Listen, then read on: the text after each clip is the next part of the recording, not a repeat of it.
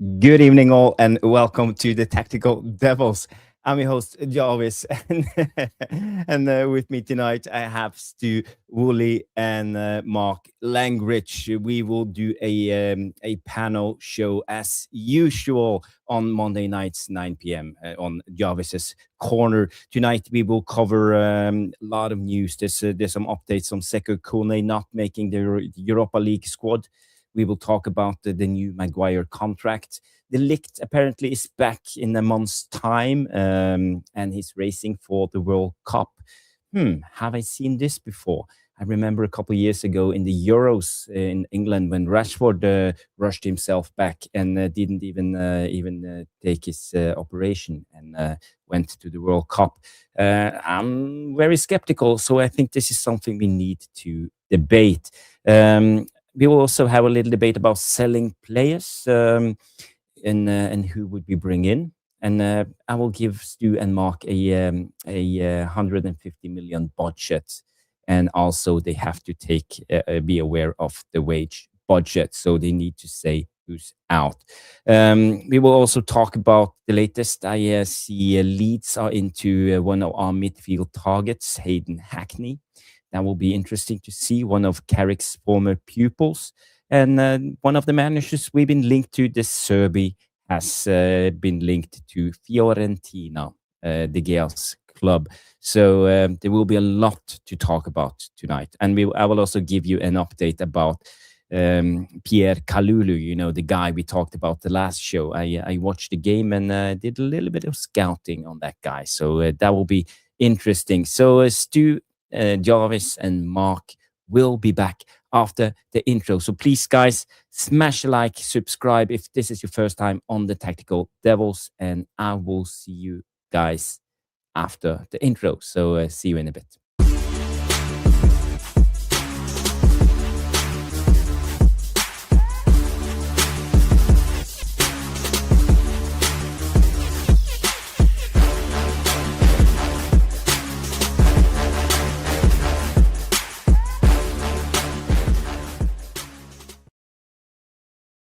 Yes. Welcome back to the Tactical Devils. There's Stu and there is Mark United Lens. Good evening, guys, and welcome to the show. And for one time, I was a little bit early, actually, 20 seconds before showtime. Stu. You caught me by surprise. I was completely and utterly bamboozled by what was happening. But anyway, welcome to all. Great to see so many of you in. Mark, welcome. Jarvis, welcome. Thank you. Corner. How are we? I'm looking rather fresh in my new high definition camera. Still needs a little bit of tweaking, but it's getting there. And how's the sound? The sound is good. The sound is good. Maybe give it a little bit more treble, or what do you call it? I'll have to get onto it, but it's hello. It's the new mic. It's the new mic. So I'll give it a play, but I thought I'd give it a spin tonight. I'm putting myself out there on the ragged edge, and I think I've delivered. Well, kind of. Yeah. Tualumba Piri comes in and says, "Do you sound good to me?" So yes. Mark United Lens, how you doing, my friend? How you doing? I'm good. How are you guys? We're good. Very good. I must before we go further, I must thank 21st Century Vampire. He gave us 500 rupees just to wish me happy birthday. So thank you very, very much for that. Really kind. Touched both myself and Jarvis, that did. So thank you very much. What? You paid 500 rupees to touch you both? Well, almost, but it was a lovely thing to say, and I was made up by that. That was very, very kind. So I know we'll watch during tomorrow at some point. So big up and thank you so much. Thank you. 21st Century Vampire. So you managed to squeeze in that you had a birthday the other day. Again, the second show in a row. I'm like the King of England. I'm like, actually, the month of February really is my birthday month. I just don't have a birthday. I have a birthday month. It's so effectively, it's still It's still the best. So it won't be the last we hear from Stu's birthday No. celebration. No. No, keep going. I'm like the King of England. I have more than one. Fantastic. I see we have a Noradin raid. So thank you, Noradin, for sending people over, and welcome to the show, everybody. It's apparently we are 45 people watching at the moment, and hopefully more people will tune in. And just big question, Jarvis. Yeah. Have they all hit the like button? 45 people. Surely there should be 45 likes. Let me have a check. Or maybe Stu is the like general. Let's have a quick look. I will tell you now what is happening and what is occurring, because I've got. Because we can't be having a raid and then not hitting the like, right? It's like part and parcel. The clock is ticking. Apparently, the clock is ticking. And we have, according to, we've only got 21 likes. Come on now, please. That's not only that's. I appreciate every like we get, but if you could do me a favor and smash the like, I won't bother you anymore before the end of the show. Then I will say like the show again. So this is the last time I'll say it. Please get that like. Press those likes. Otherwise, Jarvis will sing. Anything can happen. Well, I've been listening to the Smiths today. Have you really? Yeah. I was a big Smiths fan, but I just scrolled through Facebook and suddenly it was a song I haven't heard in years. So the Smiths were very, very big, but if you ask Morrissey, there was never any such thing as the Smiths. It was always Morrissey. I know. It's that's if you know him well. That's what he says, but on a double-decker bus. Oh my god! You said you weren't going to sing. You said you weren't going to sing. Crikey, the likes have just gone up and up and up. And then that went down again. Interestingly enough, I was listening to a little bit of Cure the other day. They just happened to pop up on a playlist, and you forget just how good that. That kind of 80s music was, really, the Thompson Twins and the Communards, all that type of thing, Depeche Mode and them, absolute prime, absolutely brilliant. Had some superb bands, and then your taste changes, doesn't it? You still go back to that, you migrate to that, but your taste changes to a little bit of Indian Muse, that type of thing in the 90s, bit of White Snake, Deep Purple, massive Deep Purple. Used to love Deep Purple. Love hurts. Or likes are up again. Anyone else see these two in a nightclub, power ballads, grabbing anything that walks past them? Like it's literally all I can picture right now. You'll do. As my mate says, go in, go early. What did he say? His mates are waiting for Ursula Anderson to come through the door, and it never happened. So they're all scratching around at the end. You're already tucked away in the corner. Yeah, the most iconic James Bond scene of them all. Ursula Anderson coming out of the sea, that white. Would you agree? Would you agree that Halle Berry did that justice? Yes, she did. She did. Did it justice? But the original is the original for me. The original is the original. Yeah. No, I totally agree. But I think we would agree she did do it justice, didn't she? She did. She gave it a mighty fine effort. Not that we were looking at that; we were there to watch James Bond. And who was the James Bond in that movie? Was it Pierce? What was the name of the film? That was Pierce Brosnan, and it was tomorrow. No, not tomorrow. No time. No. It was the one where they were chasing in the ice, wasn't it? Tomorrow Never Dies. Yes, Tomorrow Never Dies. Tomorrow Never Dies. Tomorrow Never Dies. Tomorrow Never Comes. Guys, help us because we're struggling here. But Halle Berry. That's what it was called. Yeah, one of my favourite parts of that film is the Ice Palace chase, where you got the DBS, I think it was at the time. I think that scene is actually filmed on Svalbard, if you know the Norwegian island. Up in the north. I heard it was Norway filmed, and but the Jag, the X. Jag or whatever it was, it's in green. It just magnifique, so magnifique. We have a super chat from Grace, and Grace says, "You Lovely people. Hey, thoughts on a front two could suit our forwards? Yes. Okay. Who wants to tackle that one? It's just a straightforward yes. Yeah. Sesko and Mbeumo up front together would work an absolute dream. I think it probably would, actually. Yeah. So not Sesko and Bruno? Well, that's sort of what we do play. Anyway, Bruno plays as a more like the old school number 10 off of the striker, I think, in this formation, more than the new style number 10. But yeah, Sesko and Mbeumo, and then Bruno in behind. 4-4-2 all day long, Jarvis. But that's like, I reckon next year in the Premier League, you'll see 50% of the teams playing two strikers. Yeah, I agree. I actually think you're going to see Sesko kind of take off now a little bit. I think that could well be his the straw that breaks the camel's back, in as much as I think you'll see a much more confident Sesko moving forward. Having said that, we don't play till Monday, so what the fuck do we know? Can I just point out, by the way, Jarvis, I have no idea how many gold medals you guys have won, so I apologise. About 900. Probably, but we've won 3. Which is a miracle for us. 3? Yeah, we won 3, which is an absolute miracle for us in the Winter Olympics. One guy's won 2. They got one guy going for 6 on his own. Yes, that's right. So yeah, so he the guy won the skeleton by himself, and then he won the mixed skeleton, which I didn't even know was a thing, with the girl that finished 5th.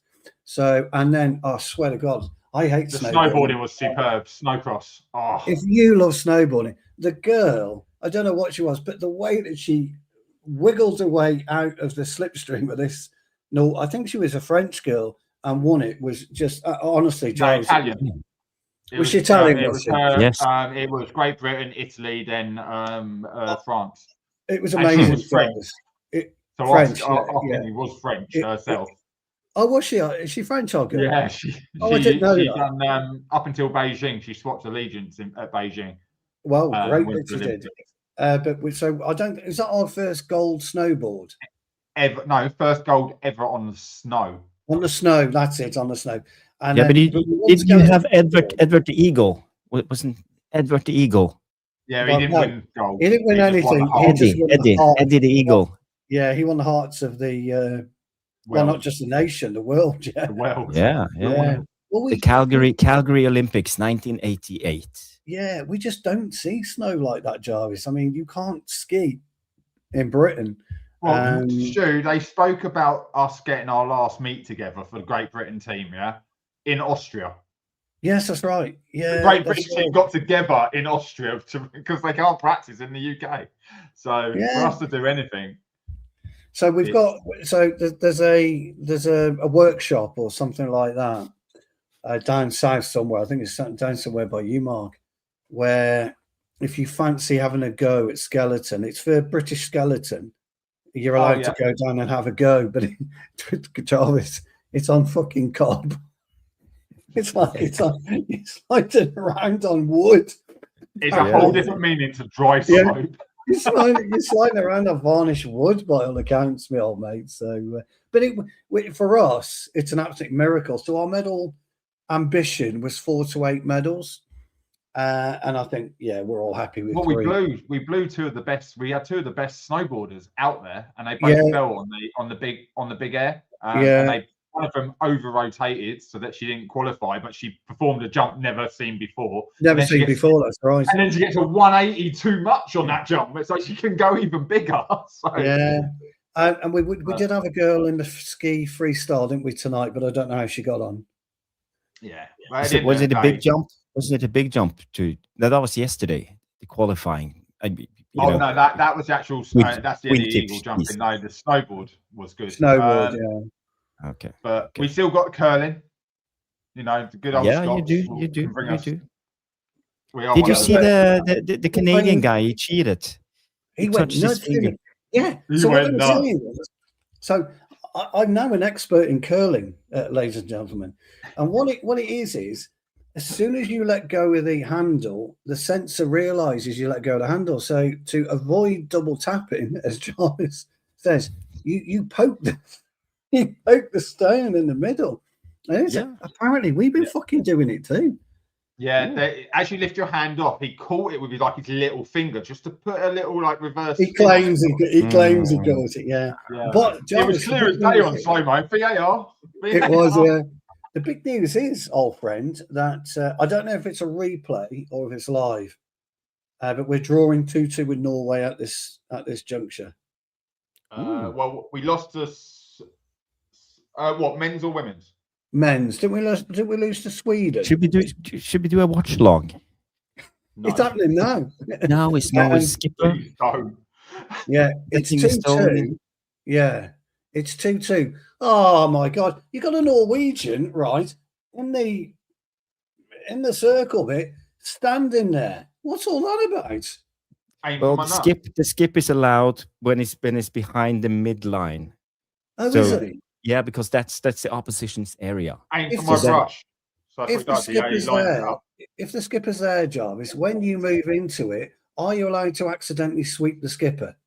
Well, you can whack him over the neck if you like. Fantastic. But, that's it's a hybrid between old time Canadian hockey and curling. So people laugh at the brushing, but it's actually really important, isn't it? Because it stops the stone deviating. Is that right?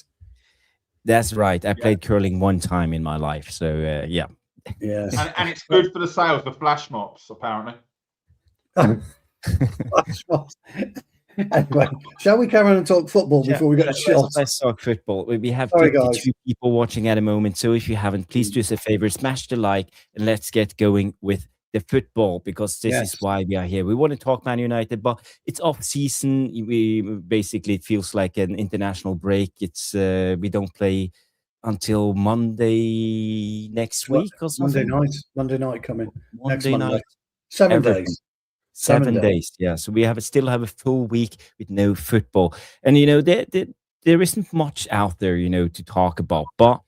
I found some news. I've done some notes. This is my page, if you see here. So we have a lot to talk about. But I wanted the show to be about Matthijs De Ligt.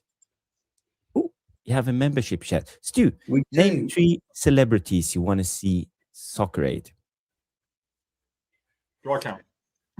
Well, I would like to point out that the name celebrity is a bit of a nonsense, in my humble opinion. It is nowadays, right? Yes, but I would like to see.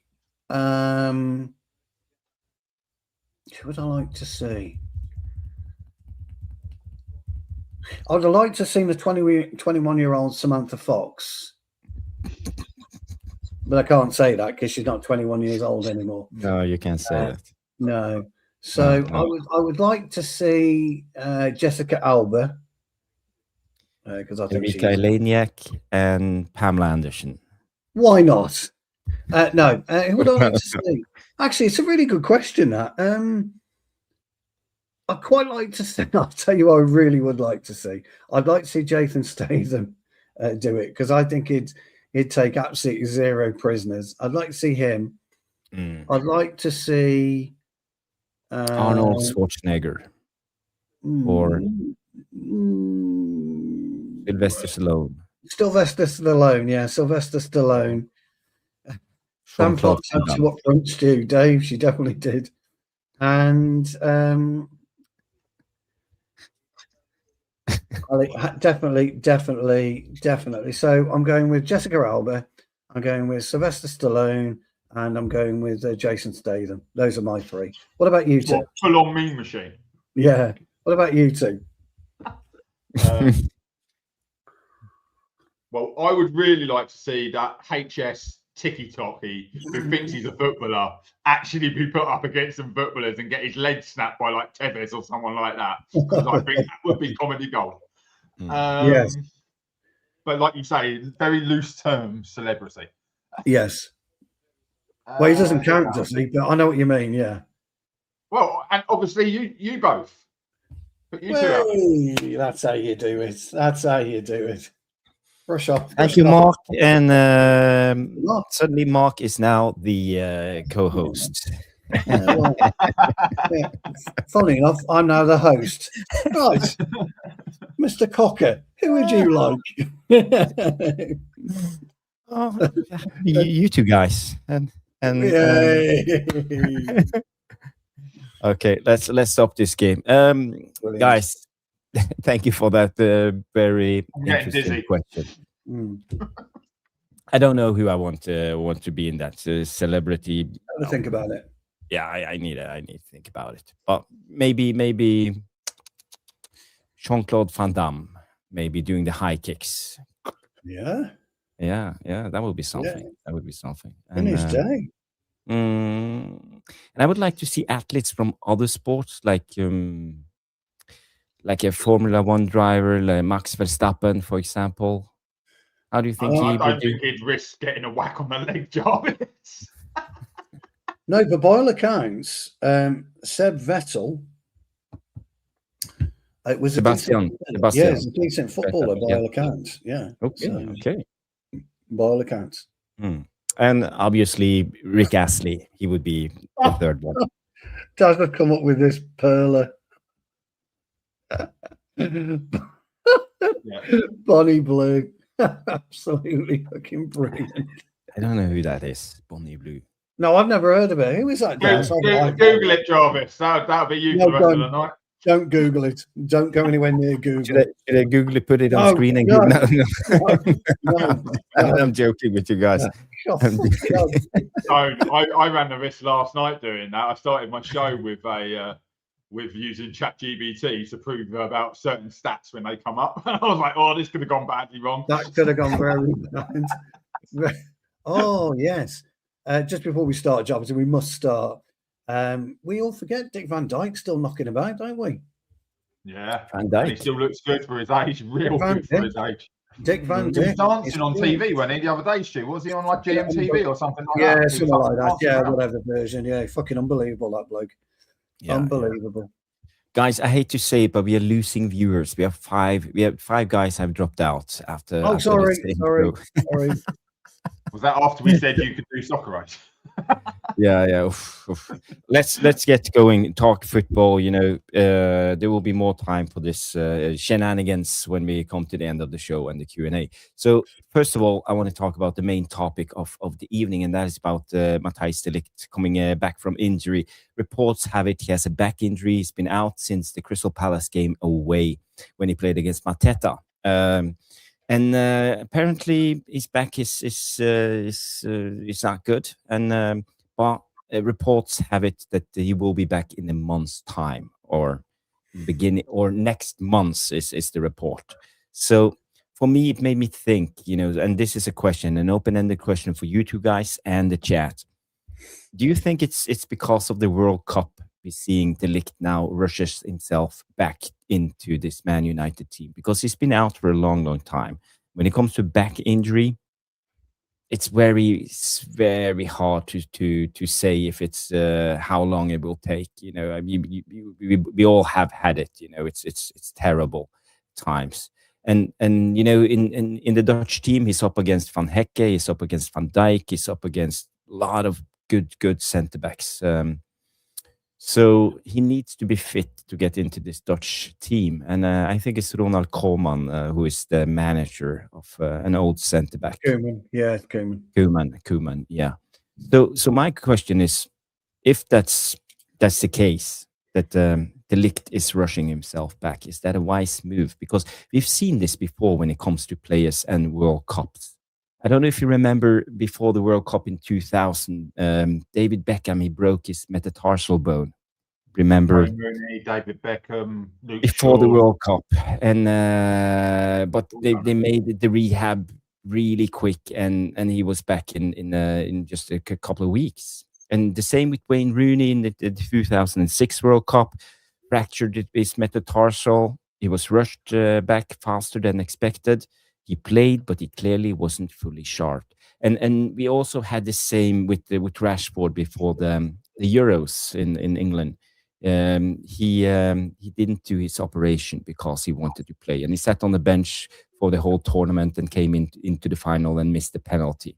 And then he was injured for the rest of the next season. So again, is this a thing we should give the players the opportunity to decide for themselves, or is it the medical team? And And why do players do this? Is the World Cup so important? I don't think it is. Look, you're forgetting the fabled Luke Shaw. Luke Shaw was injured up until the European Championships, injured throughout the European Championships, plays in the Euros final, and we don't see him at the start of the season. Do you remember? Yes. We didn't see him at the start of the season. It's an ego thing. The World Cup's an ego thing. But can we just point out also Luke Shaw played the entire season for us before that as well. He most times he plays the whole season, goes to a championship, and then he's out the following season. Yeah, exactly. He played every single bloody game and doesn't get a break. And that's going to happen this season because the same patterns emerging. And Tuchel's already come out and said that Maguire, Mainu, and Shaw are playing themselves in contention. He's come out and said it. And I get it. Maguire in particular has been superb since he's been back. He's performing better than Van Dijk at the moment. Yeah. I mean, where do you put, the two things really. De Ligt does he go straight back into the team? I don't think he will. Because the defense is one area that you try and keep as consistent as you possibly can. So I don't think he does. Does he go to America with Holland as a squad player? Yes, because I don't think he gets in the Dutch squad. Is he better for his career and his health staying in the UK? Yes, he is. So those are the most, I've given you 3 scenarios there. So I think it's a mistake. I don't think we need him right now. No. If I was him, I'd be talking to Koeman and saying, look, I'm fit. I can train. I realise I won't start in America, but would like to be considered and go from there. That's what I would do. Koeman might turn around and say, you've got to be playing. Okay, well, if I've got to be playing, then I've got to try and force myself back into the United starting 11. But it's not going to happen right now. Mainu being in consideration for England. Who is he going to usurp in the English midfield? Yeah. So look, it's interesting. I get it, but if you are De Ligt, in my opinion, if he's advised correctly, I wouldn't be thinking of the World Cup. That's just my opinion. I'm making a poll for you guys because I want to know what's your thoughts on De Ligt and most likely rushing himself back to get fit into the World Cup. And by the way, he is in stiff competition from Virgil van Dijk, Mickey van der Ven, Stefan de Vries, and Paul van Hecke. So Van Dijk. He shouldn't be anywhere near the Dutch first 11, should he? Nah, he's been terrible this season, but I think you have a high. Is it our captain? Is it our captain? Oh, okay. All right. Say no more then. Say no more. I think a lot of it is just news for news' sake. He's not been pictured training at all. We've had all the training videos out. He's not been in any of them. The only report I can find is from the Sun in the UK. So. Shoot, you know what that means. Yeah. If it's in the sun, then it ain't real. Jarvis, I think you're spot on. This happens with players all the time. But also, at what point does a player who has apparently got a nerve damage in his back, that's what it is, it was pressure on a nerve, he's going to have to get up, start moving, because until he starts playing football on the grass and moving around, that might release it. It might make it worse, but at some point you're going to gamble. And as soon as he kicks the ball, it's the whatever paper, whatever outlet is there is going to go, oh, he's pushing for the World Cup squad. I'm pretty sure he's just trying to kick a football right now, because until he can do that, he can't do anything. He's got to get in the Man United team to get in there. So you're right, you're spot on everything. But what I will say, the Dutch centre backs, Van Heck, he's having one heck of a season. Just put it out there. Yeah. Van der Ven dopey as fuck at the minute. You follow Brighton. I would take him if he was didn't have the injury problems. I would take Van der Ven at United straight away. Do you know what I mean? But now he's brilliant. Struggling, isn't he? Struggling Yeah, at the he's minute. really struggling. He's only just come back for Tottenham, and now he's got Romero out. It's going to put even more pressure on him. You know, he didn't really run at us, did he? For once, Van Dijk's absolute dog shite at the moment. Oh, God, yeah. So to be honest, he knows he's in with a shout. If he gets back in the squad and starts playing, he's in with a shout because everyone else is not actually doing that well. We have Van den Berg. Brentford is doing well. That's a good shout. Very good. Big up, Jasmine. Yeah, very good centre half. Yeah. But yeah, it is just one of those stories. It happens every year. I bet we can go through every big national team. Yeah, that's got a player that's going to push through. We're talking Luke Shaw, Harry Maguire getting themselves back into the England squad. Just any Man United player really trying to get back in there from an injury. Holland, Germany's definitely got a handful of players fight to try and get back in the squad, but have been out injured. So it will always happen. You probably look at your own Norwegian squad. Whose people have been out? Odegaard.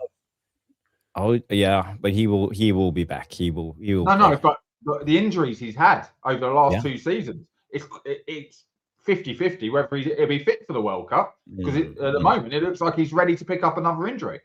I think the big question mark is Antonio Nusa, the Leipzig winger. He was brilliant in the qualifying rounds, and he will be back in May. Yeah. So reports. So every team has these players, but you know, in my eyes, he needs to get playing one way or another. We can't loan him out. You know, there's no way of getting him back. Like we've spoken many a time, there's no reserve team games for him to edge back in slowly or anything like that. Herein lies the problem, isn't it, Mark? Herein lies the issue. He can't go and play under 23s. Too big and too strong. Way too powerful for them. He's got to. Well, yeah. Unless we play it behind the closed doors game, I don't know whether Carrick's going to get some football in between now and Monday, whether he gets a team. Funny, that's what I was going to say. Right now, we were all led to believe. So on my show last night, this is what I was going over, the clickbait stuff that's been around about Man United. We were all led to believe there was going to be these friendlies or in-house training or behind closed door friendlies. There's been nothing at Man United. I'm really happy about that, because now I know all they're doing is working on tactics. Do you know what I mean? They're working on being in the right place at the right time. A lot's come out actually, and this is again why I think it's all paper talk, Jarvis. It's not been happening. Is that and I can see this actually being quite accurate. Is that Woodgate and Evans in particular are paying attention to the way that Yoro plays and the way that Heaven plays. They're giving them 2-on-2 games, 2-sided games, and both Woodgate and Evans are playing in these games, and they're physical with them. And I've seen it. I've been a part of stuff like that before, so it does go on. I do it against my 18s. Yeah, like, exactly. On a finishing drill, I'm up against them, and you know, what am I? 15-7. I'm like, they're probably 11, 12 stone. Exactly. And go on, take that touch, and as they're taking it, bang, straight in the back, the ball's gone and that's gone. and that's how it is. And the reason why we're pretty good in defending at the moment is because of these extra drills. So I think it's quite interesting. I don't think De Ligt's on his way back. I think it's just paper talk. Yeah, you think so? Considering I've got a nerve problem at the moment in my arm, I know pretty much overnight I could wake up the next morning and it's gone, because as soon as that pressure is released from that nerve, it is literally a switch. It will come off and it will just be gone. But now at the moment, I can't get a good night's sleep, and I haven't in the last 3 weeks, because as soon as I roll over in my sleep on that nerve, it will wake me up. Yeah. So he could be in the same way. And it could be just one day he turns, when you put your back out, But you can also fix your back in exactly the same way. That's the weird thing about muscles and nerves. You can put it out just by the slightest little tweak and movement, but you can also make it better in the same way. Yeah. Because it can just click it, and just a sneeze. The most common one I got told by a physio once was sneezing causes so many injuries to sportsmen. Like if they're running, they sneeze or something like that, or they're twisting weights. If you're going up and you sneeze, and of course you tense through your entire body. I think Jamie's quite correct. Actually, I've got a feeling he had quite a nasty back injury at both Juventus and Bayern, didn't he?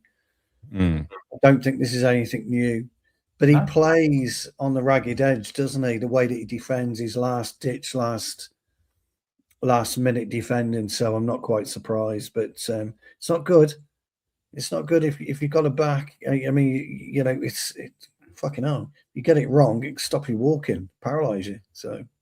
Yeah, that's the thing. Yeah. You would never normally rush back with a back injury because of what, as a sportsman, because that could be career ending. And there is that rumor out there, and that's been going for the last 2.5 months, that whatever this is ongoing, and it could end De Ligt's career. I think he should be careful, and I made a poll for the chat, and the options are. The question is, should De Ligt be rushed back to secure his Netherlands World Cup spot? Yes, country first. No, protect his long-term fitness. Only if fully fit. And fourth, United should decide, not him. So that's the options. And right now, 67% of you guys says no, protect his long-term fitness. Yeah, they know football. You know, the chat knows football, don't they? The devilish tactic doesn't know what they're talking about. So, yeah, but and I gave the footballer's answer of no country comes first. Correct, and it doesn't. It doesn't. But De Ligt is 26 years of age. So let's look at his stats. This is his injury. By the way, thank you, Bilal, for the super chat. I will bring it up after we have done this De Ligt thing. Thank you so much. This is his record. He's 26 years of age, so it's not his last World Cup. He'll probably get at least one or maybe two more. He'll get two. So his injury record this season, he's missed 14 games by back problems, and last season he missed 4 games with a knee injury and 4 games with a foot injury, and also 1 game with illness. Season before that, Mark. I was just going to say, so I was watching Sean earlier today, and I'd already had this thought. You look at those injuries and see how many of them could probably be linked together to being a back problem, Stu. Yeah, knee, oh God, loads. Yeah. Knee, foot, calf. If that all happened to be in one leg, which I don't think it says which one it is, I know for a fact, having my own injuries, how that can have that knock on. You remember when you said you tore your, was it thigh? My quad, my quad. That could have so many knock-ons, because as that tightens and you start strengthening somewhere else or actually weakening it. So your calf. We were talking. We were talking. Sean on, United versus Everybody was talking about growing pains, and this has got a big thing to do with it, where you get the growing pains through the bones and with the muscles. This could just be an ongoing thing, and where he's never been given the time away from the game to deal with that growing pain, because he was the Ajax captain and he was the real leader. This is what happens, and I have seen this in many of footballers that have had knee problems, and then they end up with calves, feet problems, because it pulls on the Achilles tendons, turns the foot in, and that can lead to broken metatarsals because of the way they go into tackles, and so on. So where it started actually would be the abductor area. So he's had abductor. Can you see there, Jarvis? 22, 23. Yeah, 21, 22. Abductor. That's where your back problem will always originate from. Muscle fatigue, groin problem. Then it's your abductor, where the adductor and groin go hand in hand. Yeah, inner ligament on the knee because your leg was turning. Yeah. Virus, well, that shouldn't even really be in there. Calf injury, which is normal tight calf after you've had tight upper leg problems. Don't worry about a knock. Yeah, most of that, I would say, if it's one leg, it's the opposite thing. So that's the one thing we don't know. It goes hand in hand. Yeah, it's very much interlinked. That is actually, when you look at it, that actually tells a story. It's worrying. It's a worrying sign. Yeah, it is. Jarvis, my old mate. And now he missed 14 games. Sorry, I've just seen Trevor trying to say I'm making this all about my injuries. I've had so many bloody injuries. I understand a lot of them. You know, I've been quite lucky in my career that I've not had abductor injury. My worst injury was by far my quad. I've never felt so much pain like it. It was awful. Awful. I played through too many injuries. That's why I know about them, playing through them. Like, I look back now and I won't let any of my players do it. Do you know? No, that's it. Once you're injured, get fit. I didn't even speak about it. The amount of times, so I had broken metatarsals in my feet, and I was smacking the ball, letting my foot go numb, because I was like, well, if I get dropped, I've got to try and get back in the team if the other guy starts scoring goals. Yeah, this is it, and this is why if I pick up a knock now, I'd rather miss the rest of the season and play next year. And that's how I play. That's how I get it now. If I get a knock at my age, I'm 56 now, I'm not coming back. I don't want a serious injury. So if I feel something, I take time out. You know, but it makes sense to you. But you know, if you put on our thinking caps now and really trying to analyze this, how should the club move forward with this? Because just for De Ligt now, he has a terrible injury record. He's missed a hell of a lot of games, and you know, going forward now, let's say if he rushes himself back and go into the World Cup, comes back, he will miss preseason, he will go directly into to the season and start playing again. Not fully fit. Maybe most likely we will have Europe, so there will be 2 games a week at least, and we got, you know, if let's say if you try to predict the future for De Ligt, he should be careful because his United career could be on the line. We have young players, Lenny Euro, we have Aiden Heaven, we have Maguire maybe getting an extension, at least 1 year, and we have Licha. So where does this put De Ligt? Let's say if you were De Ligt now, Stu, how would you assess this? If I'm De Ligt and I'm the club, I'm saying to De Ligt, you're not doing anything till next season. That's what I would do. I would take him on pre-season with us. I'd say forget about the World Cup. I'd take him on pre-season with us, and I would see how he is during pre-season. I would imagine he's got 1 or 2 years left on his contract.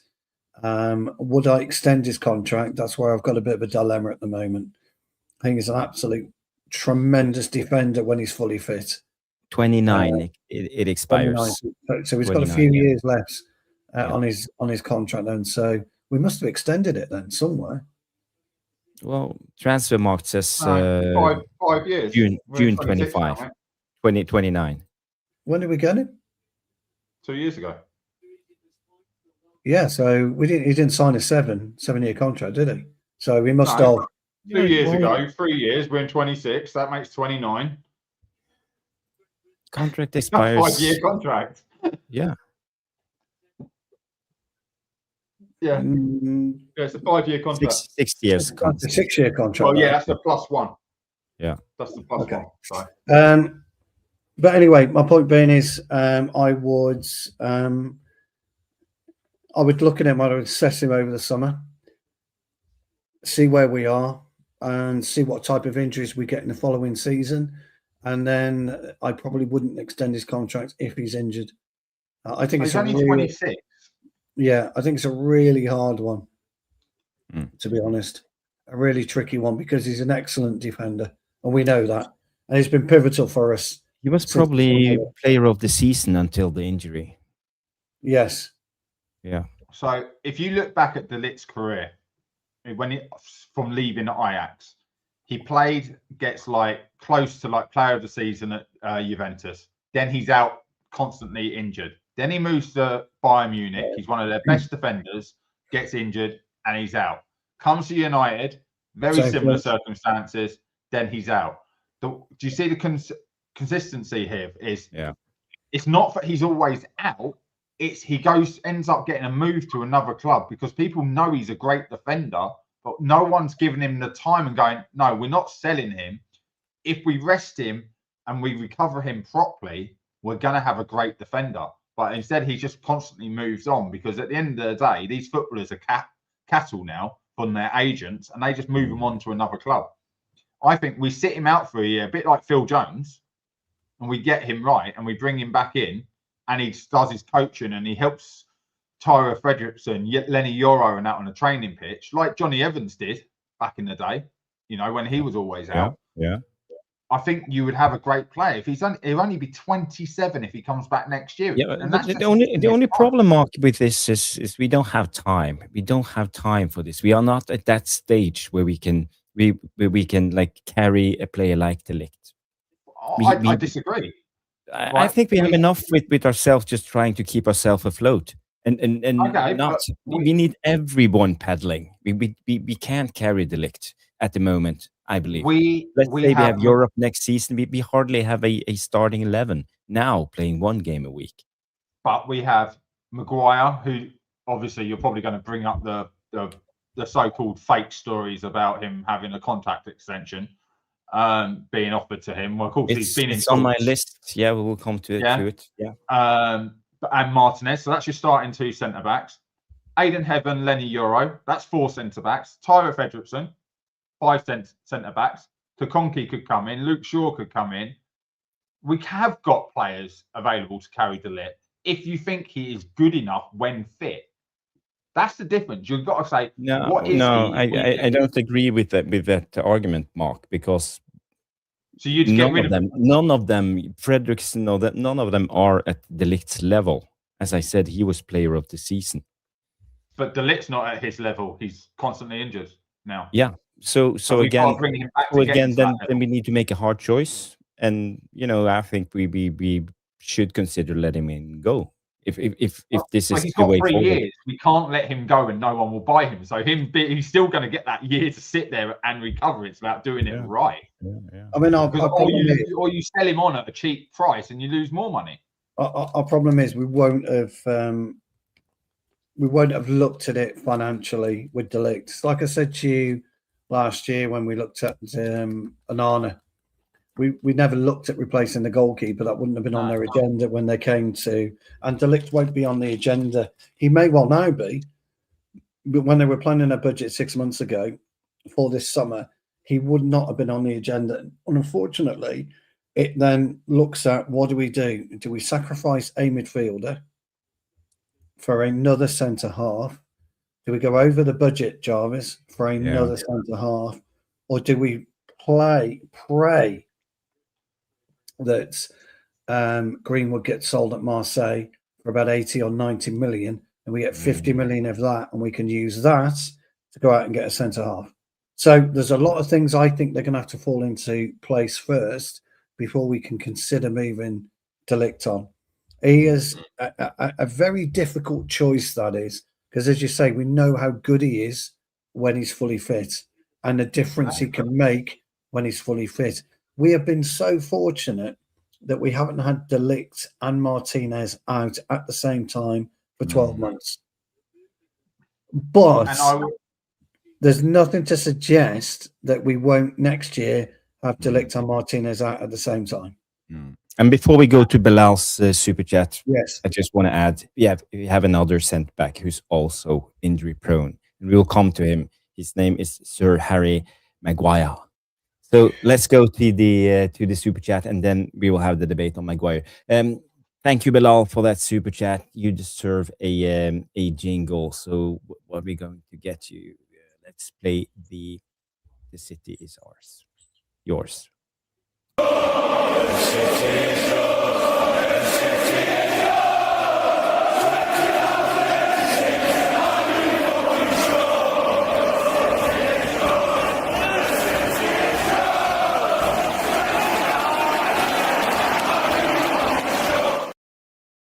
I'll have to find my shades. I'll have to find the sunglasses. Thank you so much. Then you're just going to look weird. Yeah, yeah, just a pair of sunglasses appearing over that. Thank you so much for the super chat. £2 super chat coming in and say, Jarvis, what times are the Norway games at the World Cup? Well, I found it here for you, so let's just bring it up. We don't know who will be the third opposition for Norway, but we are playing Senegal in the 23rd of June. And then we have France on the 26th of June. And I think we play 2 in the morning, 8 o'clock at 9 o'clock at night. These are your times, Jarvis. 9 o'clock at night, 8 o'clock in the morning, and midnight for the 3 matches. Yeah. That's true. And luck. also I think we play in the Washington, Philadelphia, Pittsburgh, New York area around that. I think that's where we are playing all our matches. It will be very interesting. We are in the group of death. I think most likely is it Costa Rica or You got Honduras Zerbi, or something. yeah, you I got think that Zerbi. will be the team coming in. And also we have Senegal, the reigning AFCON champions, and France. So it will be a tough You might tough be all call. right with Senegal, Jarvis. They might walk off. Who knows? Who knows? You might be I have right to- with Senegal because half their players might not be allowed in America. Yes, that is true. Yeah, you never knows. Never know. So that will be interesting. Thank you for asking. And when the World Cup comes, Stu and I will do watch-alongs. And I have Well, even prepared Why are you saying you're doing a watch along at 2 o'clock in the morning? We will do watch-alongs. I will do watch-alongs. we'll do. I even have prepared a special background for this. He has. We have Stu and yeah. Jarvis. So and when it's just me, I have this one with only Norway and the World Cup Yes. signal. So that will be cool. I'm looking forward to it. And by the way, on Wednesday I will do a watch along with on the Inter Bodeglimt game. If any of you want to tag along, and it's about the link. It's about the link. Already promised he will join me. So if any of you want to come and watch the game with me, that will be funny. Just a casual watch. It's about Champions League time. When is it? Is it like 7:45? Yeah, 7. Yeah, 9 o'clock for Jarvis. 9 p.m., 8 p.m. our time. Yeah. So that will be brilliant. So now you know. Thank you for the super chat. Okay, let's go back to Harry Maguire, because there are rumors about Harry Maguire getting a new contract, and the rumors has it 100K, 125K a week. So he will take a wage cut, and I think we are talking about a 1-year extension of his contract, and. Yes. Noradin asked me this question the other day, and I said I would keep Maguire because I think he brings experience, and he's been fairly good this season. So I think he could fit into the system as if Carrick stays on as the manager, as I would suspect Man United and Ineos to do. But there's one worrying sign, and that's his injury record. So we can also look at Harry Maguire's injury record. So this season he's been he missed 9 games. No, 10. He had a knock. So he's missed 10 games this season. Last season he missed 4, 8, 9 games last season. So 10 this season, 9 last season. Season before he lost 16 games, and the season before that he lost 7 games. So let's say in the four last seasons he's missed on average 10 games a season. That's not many. Can he be trusted? Because I have to say one thing: he's getting older, and his injury record will most likely go up. With the exception of this season, Jarvis, we play almost 60 games a season, so he's playing almost 50 games. He's available for 50 games. He missed 10. We play almost 60 games a season when we're in Europe. I'm just saying. I'm just asking the question. But okay. So what do you reckon, Mark?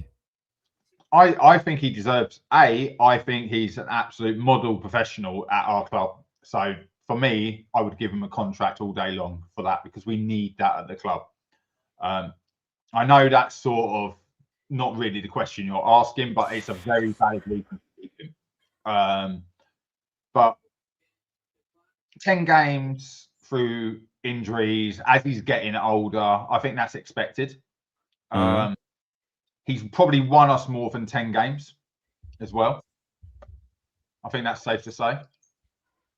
Do you not think? Alone?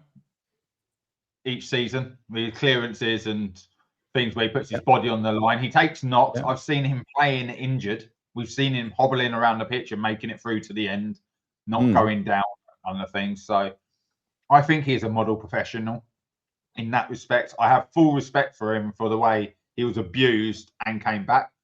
I was probably one of the ones abusing him. Do you know what I mean? For how bad he was when he wore the armband. But to come back, He was like terrible. He was terrible. He was terrible. But come back but and keep be in the mind, we leader he played a is. high line and we exposed him all the time. High with the recovery pace and all of But we this. It's not his game. used to expose Casemiro, Jarvis, by playing the wrong formations for the players we have. You play Harry Maguire in the right formation with the right people with legs around him. He does his job.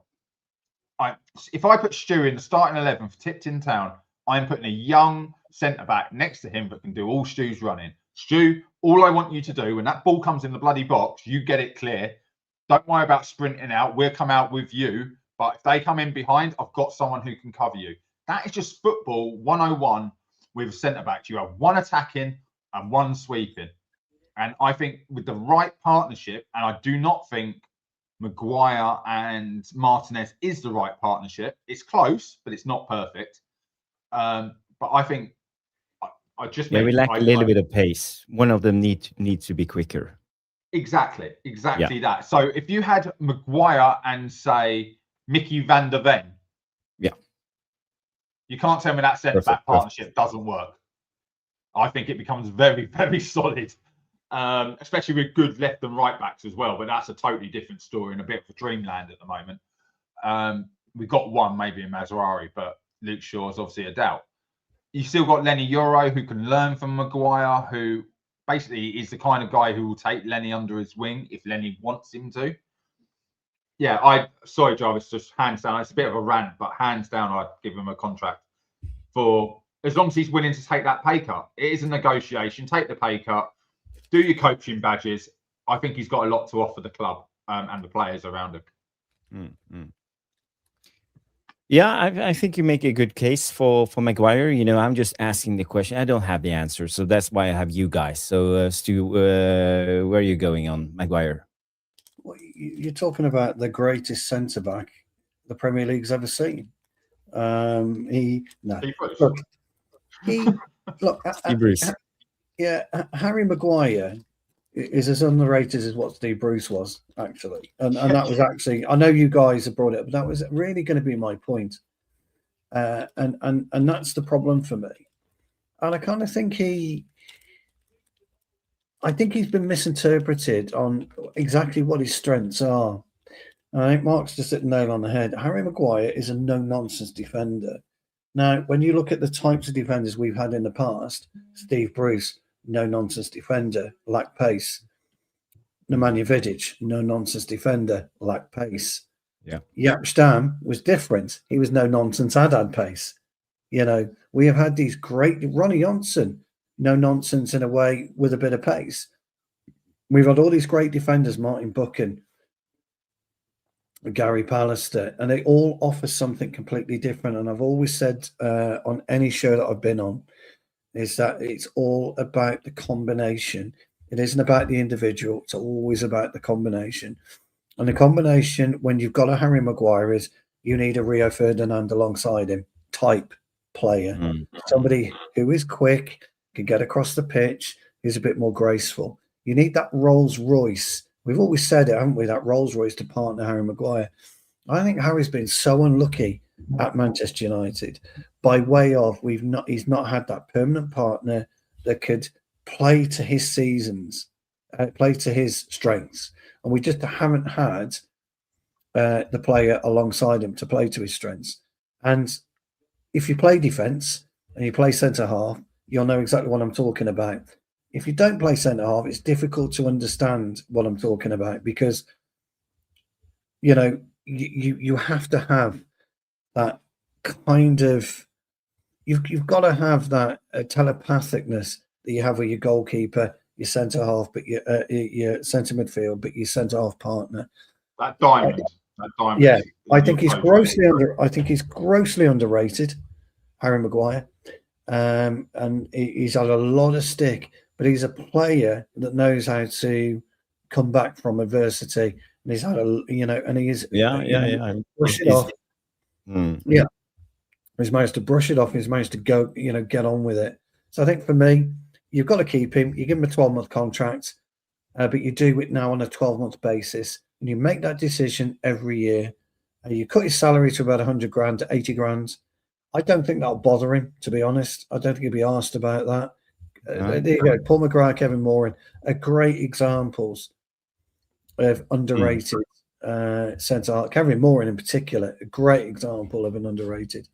And I think if you don't doff your cap to Harry, then that's fine. That's up to you. Everyone's got an opinion.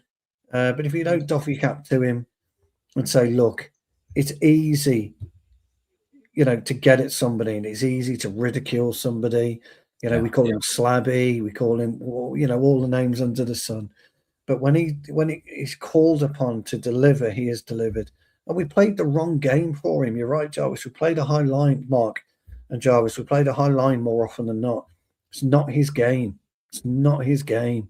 No. The way that he played at Leicester, it suited his game. They played to his strength. He had Johnny Evans alongside him, remember? Played to his strengths. When he was at Hull, they played to his strengths. And so 100% you must keep him, but you do it on a 12-month rolling contract, which you can get out at any time, and you do a base rate of 80 grand a week and appearance fees, Jarvis. That's how I would do it. But who better? And we've all been on here, and we've said there's no real leaders in that group. Who better for an Aidan Hammond to look at Harry Maguire and say, 18 months ago, 2 years, you were ridiculed, mate. People were ripping the piss at you. You were beating people up in Turkey. There's an effigy of you. People fucking hated you. Now you're on the verge of going to the World Cup. So you make a good case, but I will ask the hard questions, because I think this is Jarvis's corner and this is what we do. And you mentioned, Stu, that we were lucky that Leach and De Ligt haven't been injured at the same time. And are we going into next season most likely playing Europe, Champions League, 2 games a week, tough times coming into January, February, March? We will have De Ligt, we will have Leacha, we will have Maguire, all 3 of them injury prone, as we've seen.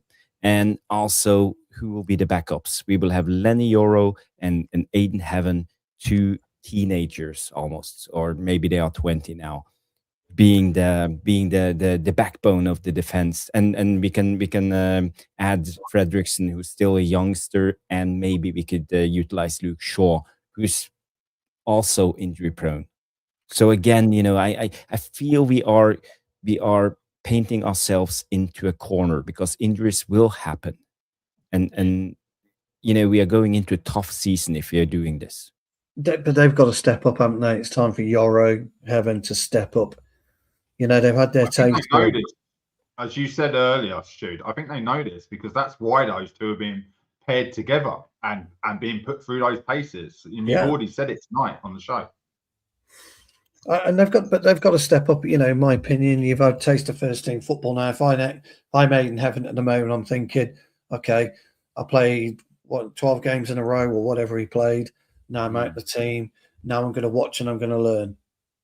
Yeah, I'm going to soak up everything I can. I'm going to get hold of Brucey.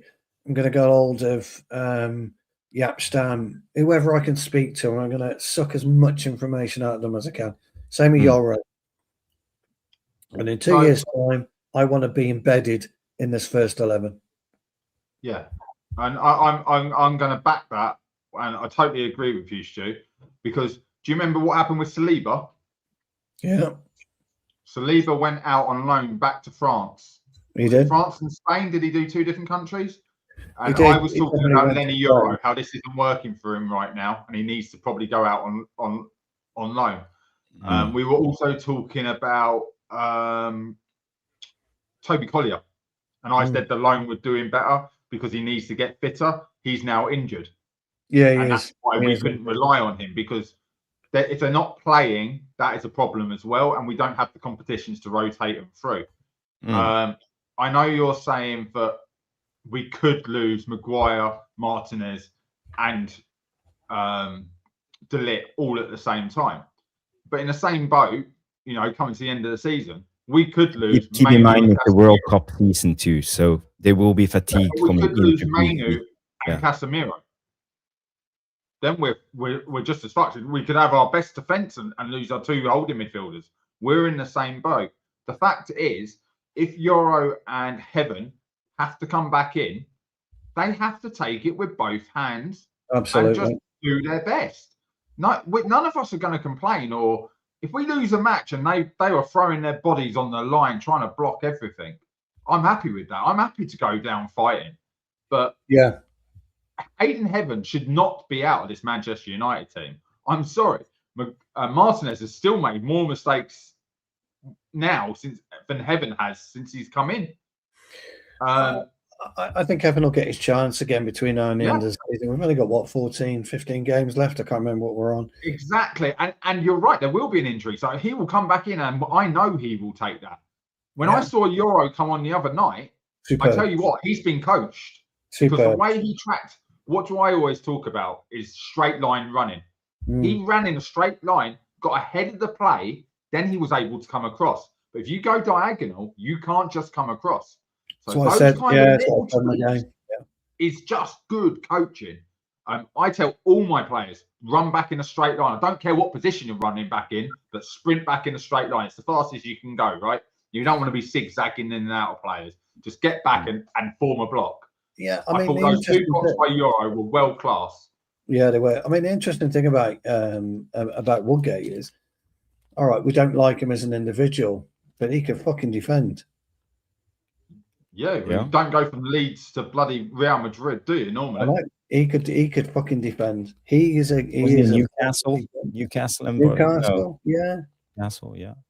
Newcastle, Middlesbrough, and obviously then he played at Middlesbrough after Madrid. Yeah, that's why he went into the coaching from that. Yeah, he's a proper, he can defend, so he knows what he's talking about. And it's an interesting debate. But again, I think it's going to come down to money anyway, because ultimately, if we want to fix the midfield, you've got to fix that first. I really don't think that we've got enough money to get. I'm not disputing, by the way, everybody, that we don't need a centre half, because I think we do. I think you're right. I think we do need a Mickey van der Ven, Mark. I think we need somebody with real pace. We need it throughout the entire spine of our team. Yeah, I really do. In our entire team. But if we are going to spend 150 million plus on 2 midfielders, I don't see where we can afford the. We've got to get the money in somehow, and I don't know where it all comes in from. I think we've got such a tricky summer. But Jarvis knows my opinion on squad building, don't you, pal? I know, but guys, I will save it up. So just prepare yourself. I want you to sign 3 players and get rid of 3 players. One of them will be Casemiro, but there will be 2 more. And all I was going it has to be equal on wages. So how you will build the squad. So 3 key signings. I will say signings that will come in and strengthen the starting 11. That will be not just squad players of no, we want starting 11. Yeah. Okay. Yeah. So, and now that goes for you too in the chat. But, this is the report that came out today. Away from the cameras, Woodgate and Johnny Evans have worked with Lenny Euro and Aiden Heaven on their technique in 2-on-1 drills. Both players could feasibly be a long-term defensive partnership for United. So, I think we are planning ahead. We are starting to see this. I think they have to be aware that we have three centre-backs that one is on his way out. Two of them is injury prone, can't be trusted really in the long run. So maybe this will be our long-term partnership, Euro and Aiden Heaven for the long run. Possibly, yeah, possibly. Who knows? I agree, but Stu, 2v1 drills. That's only one thing they're working on. If you're doing a 2v1 drill, this is who attacks, who defends. This is your balance. So obviously they see a weakness in these players. Defense, on their positional play. So when someone steps in, how you cover, being 1 or 2 steps the wrong direction, things like that, because it's all about pushing them to their weak side and not creating the shot. Bit like when you double up on a player, stop the cross, right? It's very much. It's so hard for centre backs to do that because there's a lot more space between them than coming in from the width. That's interesting. 2v1 drills are very specific what they will be working on. I like it. I like a 2v1 drill. We used to do it on the single against 2, and I've got to beat them in the air. But that's what I don't understand. Are we doing 2v1, 2 defenders against 1 attacker, which is defensive play, or is it 2 attackers against one of these guys? I would hope it's 2 attackers against 1, because I say you're really. I hope it's the other way round. Oh, I developed. Start working together like that. Like we talk about. I developed individually. I developed individually better against 2 players, but I know what you're saying, and I think both are equally as good. So saying that, it can really change what drills they're working on 2v1. It opens a very vast amount of different kind of things. Normally all based around positional play, which, let's be fair, we saw that. That's what I'm just saying about Lenny Yoro and how he got back. That was great positional play. Jarvis got caught out a couple of times out of position, didn't he? Do you remember when he was 1 step too far forward and he couldn't get back and recover? So, what did I say on my analysis about Yoro? I said exactly the same as you, Mark. Straight line. Jarvis will tell you. I said he went straight line, and that's what flummoxed. That's what flummoxed. Anyway. Belal is saying, I am telling him, get your questions in, people, for the Q&A later at the show. When you put the questions in with question mark after it, I save them up and we do them at the end of the show. And so the last stick around for those questions. Watch till the end. Try and stick around. Try to stick around. We still have more news and more topics to cover before we go. So we have 20 minutes left, so we will just try to rush through them. And one of them is one of the midfielders when we talk about signings, Hayden Hackney. And now apparently Leeds are going in for the young guy. And he's one of Michael Carrick's former pupils. So Leeds are looking to beat Michael Carrick to sign star from Middlesbrough. Do any of you have seen anything of Hayden Hackney? He was poor tonight. He was poor tonight. Very poor. I've been keeping an eye on him because of everything that's been said about him. He had a bad game. I'm going to flag one. I'm going to put a red flag up straight away. Yeah, he had a bad game. Where are Leeds and where are Man United in the league? We're literally polar opposites, right? So if Leeds are looking at a player but Man United are looking at, is he good enough for Manchester United? Look, I've seen Hackney a few times this season. I think he's okay, Mark, but he's a work in progress. He was poor tonight. He was really bad, but Coventry are on a different level to Middlesbrough anyway. Can't believe I'm saying this, but that fucking Sakamoto kid, I didn't rate him at all. But wow, he was on fire tonight with Coventry. Coventry beat Middlesbrough 3-1. But Hackney, he was poor tonight. He was poor. I don't look. I think Middlesbrough were overrun. Actually, I'm not blaming him. I think they're overrun, but a really good player plays himself into the game, and Hackney couldn't do that tonight. For me, yeah. But the point I'm trying to make is, if he's good enough to start for Leeds midfield, we want to play in Europe and things like that. It's a very that's more of the discussion point for me. Would be based around, would we be signing someone from the bottom half of the table? I don't believe in stuff like that. Liverpool signed Robertson from Hull, and Leicester signed Maguire from Hull, and you see it time after time. Players from lesser teams that's going down, coming up, and actually doing well. So it's a team sport, but you could have good individuals, even though if the collective is not good enough. So it's just the way it is. But I get your worry, Mark. I'm not disagreeing. I'm just sort of saying, Gardner. We were looking at Garner coming back to United, right? We put him at Forest. He got promoted, and he ends up at Everton, bottom half of the table. We're talking about Hackney, Leeds United, bottom half of the table. Now, it doesn't mean these players can't make that next step, but it's the right move to go to the bottom half of the Premier League and then make the step again. But to go from top of the Championship to the very top of the league, which is what we want. We did this before with the one I always bring up from Crew Alexandra. He played one game for the fucking first team. And he was the biggest thing in the Championship. Because it is one hell of a step up. Nick Powell. It's such a step up. With the pressure of Man United for that person, I wouldn't mind signing him and loaning him back down to the bottom half of the Premier League. I'd be open to that. So if we got, I tell you what, if we had, Jarvis is going to like this.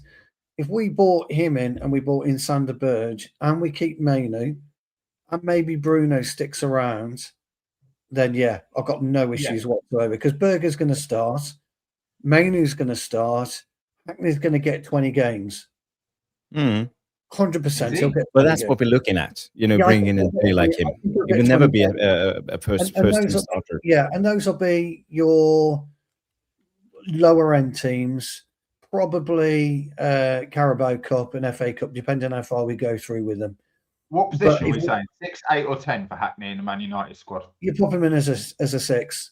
You pop him in as a 6 for me. I saw him more of an 8. 6 to 8 for me. Okay, he can do both. I see him more of an 8/10. I see him as an 8 and a 6, and that's why I think he'd be the perfect spoil for both. So you see him as the complete midfielder. Yeah, in that respect, then he can play. In respect that he can play positions. Yeah. as the complete midfielder, no. Positioning wise, he can play 8, 6, or 10. I think what we've got to do, we've got to be ultimately smarter with what we buy, and this has got nothing to do with what we're doing in a minute, Jarvis. This is when you are buying 2 midfielders, you want one with versatility that can play the 6 and can play the 8 comfortable. Because you're not going to displace Mainu currently as an 8. Okay, we all know that, so let's not even debate that. And if you bring Sander Berge in, you're not going to start Hackney over Berge in the big, important bulk of the Premier League. But I think Hackney would get 20 games, and I think he'd do okay for us. So I think he'd be a great spoil, in my opinion, and a good costed midfield if you got Berge and Hackney in. You're talking as a United fan. What I'm going to say now is, if Hackney's he's going to get 20 games for Man United, or he's going to get 40 games for Leeds United. I think if Hackney's got any, this is what I always say about football. He can have that next step because he's only 21. That's what I'm talking about. That's the point I'm trying to make there straight away. What we'll probably get into is this issue where we could miss out on. And I'm going to go Jude Bellingham then. Although he was never coming to us. He was never coming to us, Bello. He wasn't. But look at, and before anyone jumps on me, I'm not saying Hackney's in Jude Bellingham's. That's not what I'm saying. I'm just saying there are players that you've got to take this gamble on. Now, we all know that Anderson's going to City. We know all that. It's the biggest open secret in football. And we're pretty much sure that Wharton's going to end up at Liverpool, aren't we? Again, one of the biggest open secrets in football. Now, I think Baleba, as it happens, comes to us. Again, I think one of the biggest open secrets in football. But I actually would think Berger, Mainu, and maybe a Hackney in there would be a nice little system. And I think that'd be great for us. So he was rubbish tonight, by the way. He was abysmal. But actually, so were Middlesbrough. Coventry were just on a different level tonight, and they beat Middlesbrough. Yeah, you can be made to look. A good player can be made to look bad. Correct. So I don't think it's a bad move. I don't blame Leeds going for him. I wouldn't blame Everton going for him. I wouldn't blame Brentford or any of those going. Sunderland, any of those. But maybe that's the right move for him. Go stepping stone, going to Leeds first, maybe getting some Premier League experience, and then go. But you run the risk of not getting him. I think Stu hits the nail on the head. It's a flip of a coin. Stepping stone isn't the wrong move, but buying him as a backup to someone that is good enough. Like if we bought Hackney in now behind Casemiro. If we'd done that in the January transfer window, we'd be saying that's a great example. That's a great example. The way that Casemiro's playing now, great example. Yeah, so it is that's what I mean. It's a toss of a coin. But if I was to put a bet on it, I'm going. He goes to Leeds. He plays the games, and his agent's going to advise that because his agent's going to get double the transfer fees. You know what I mean? And things. Yeah, usually. It's a bigger game. It's not it's not the football we've grown up with, where you make the right move for and price doesn't come into it. Yeah. Now a lot of them make the wrong move for the wrong reasons, and it's ill-advised. So yeah, Yeah. It's an interesting one, Jarvis. Hackney's got a lot of potential, but potential only takes you so far. Yeah, but I was surprised, Mark. He's actually 23 years old. So, he's not a teenager. He's at the stage now where he should play regular football. And for us, not a chance. There's been talk about him for a couple of years, hasn't there? I think. Yeah. Well, he was in the World Cup winning under-21s, wasn't he? Yes, that's right. He was. Yes, that's right. World Cup. I quite like that Alex Scott though from Bournemouth. So I'd bring him in and do something similar to what you would do with Hackney. That type of thing. So it depends what we want. The problem that we've got at the moment is we're speculating on. We don't know who the gaffer is going to be. We don't know who that's going to be, and maybe if Carrick does take over in the summer, then maybe we've got a chance of getting Hackney. I don't know, but I think it'd be a great squad addition. 100%. So that would be the right kind of manager, a midfielder to manage. Yeah, it'd be great squad addition. Great squad addition. That I would agree with.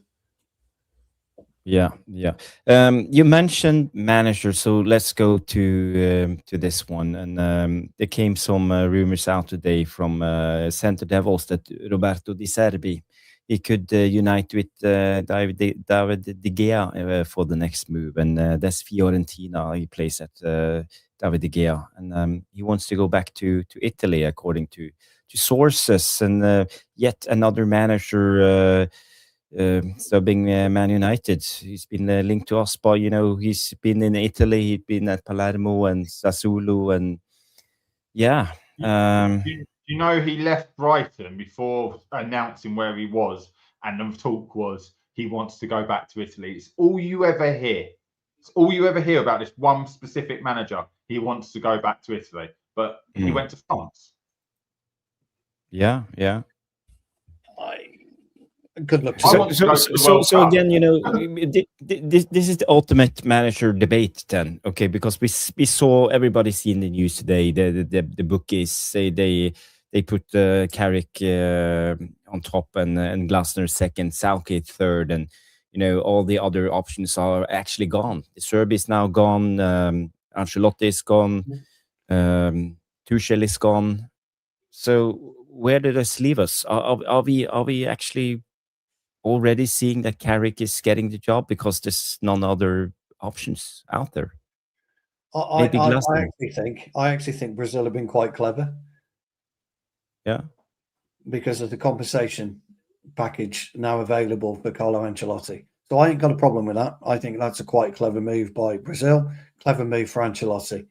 Win-win. Win-win for both of them too. Not win-win for us, Jarvis, because it'll cost us money to get him out. Look, I have an appreciation for Roberto De Zerbi. Okay, I've got a good appreciation for him. Good luck to him. Yes, a footballing mind, he's But to me, good luck to him at Fiorentina. If that's where he wants to go, that's what he wants to do. Go for it. The problem he wouldn't work at Man United. I'm telling you. Well, Jarvis knows I think that anyway, don't you, pal? We've spoken about it. He knows my thoughts. But I respect Jarvis's knowledge of De Zerbi because he's studied him, and he's well rounded and reasoned on his reasons for wanting him at United, and his arguments are with a lot of merit. No, he's a great manager. Our players that we have at the club would not work under De Zerbi. It's not he drives forward. Yeah. No way, it's not working. And I'm talking from Bruno downwards.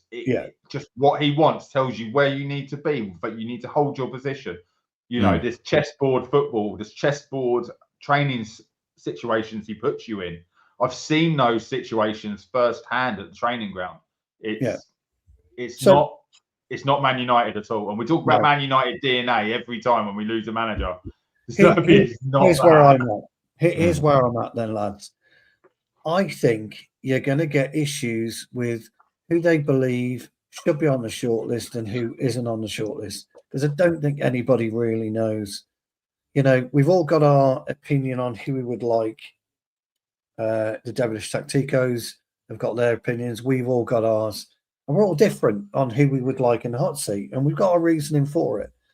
But, when Gareth Southgate appears on a list they're clutching at straws. They haven't got a fucking clue. They're just grabbing a name out there.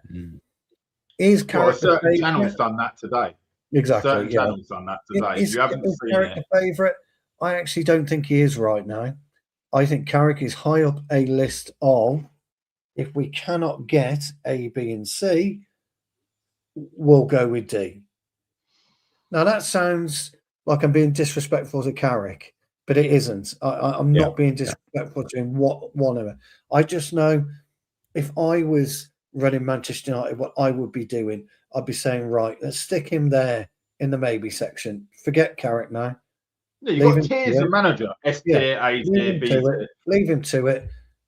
If we can get one of these three, great. If we can't, great.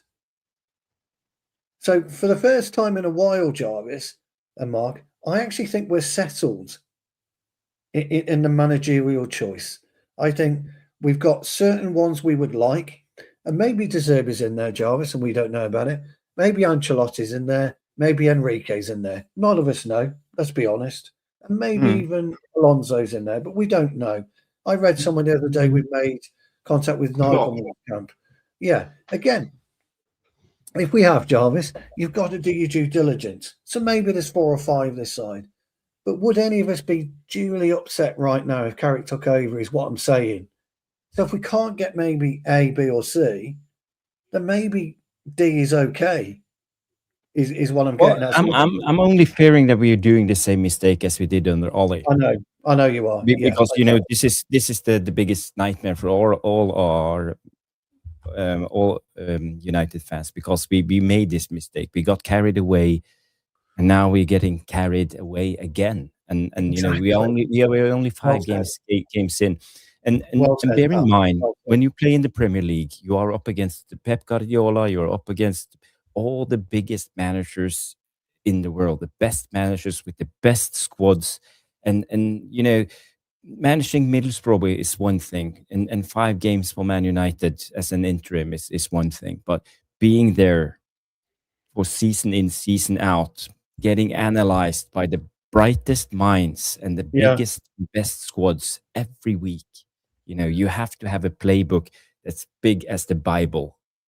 Thousands of pages, and you need to be a top class manager to get away with it. It's not just about setting standards and bringing belief into the players. It's also about knowing in-game management, setting up the teams perfectly and you have to take everything into account. Is it December? Is it May? How's the weather? What's the situation? How many injuries do we have? Do we have to rest players for the next game? How do you think ahead? How long do you think ahead? Do you rotate? Do you keep players happy? And the pressure instantly comes. You will see the brother of Kobe Mainu coming in, free Mainu or free whoever with the shirts, and all of this is pressure. And you have to be the best of the best to do this. Well, Man United is a big deal. Yeah, this is why. Do we risk it giving this to Carrick again, like we did with Ole? And this is why I only think Ancelotti is the man for it. So, Sebastian, no disrespect, I get it, mate. Don't panic. It's all about opinions. My only actual choice, Sebastian, is Ancelotti. And I would like Carrick to work under him for 2 years, 18 months, 2 years. Can he rebuild the team? I don't think he'll be able to rebuild it the way he would want it, but I don't want Ancelotti in long term. I want him in short term. And I'd like Carrick or somebody to work alongside him to take over in 2 years' time.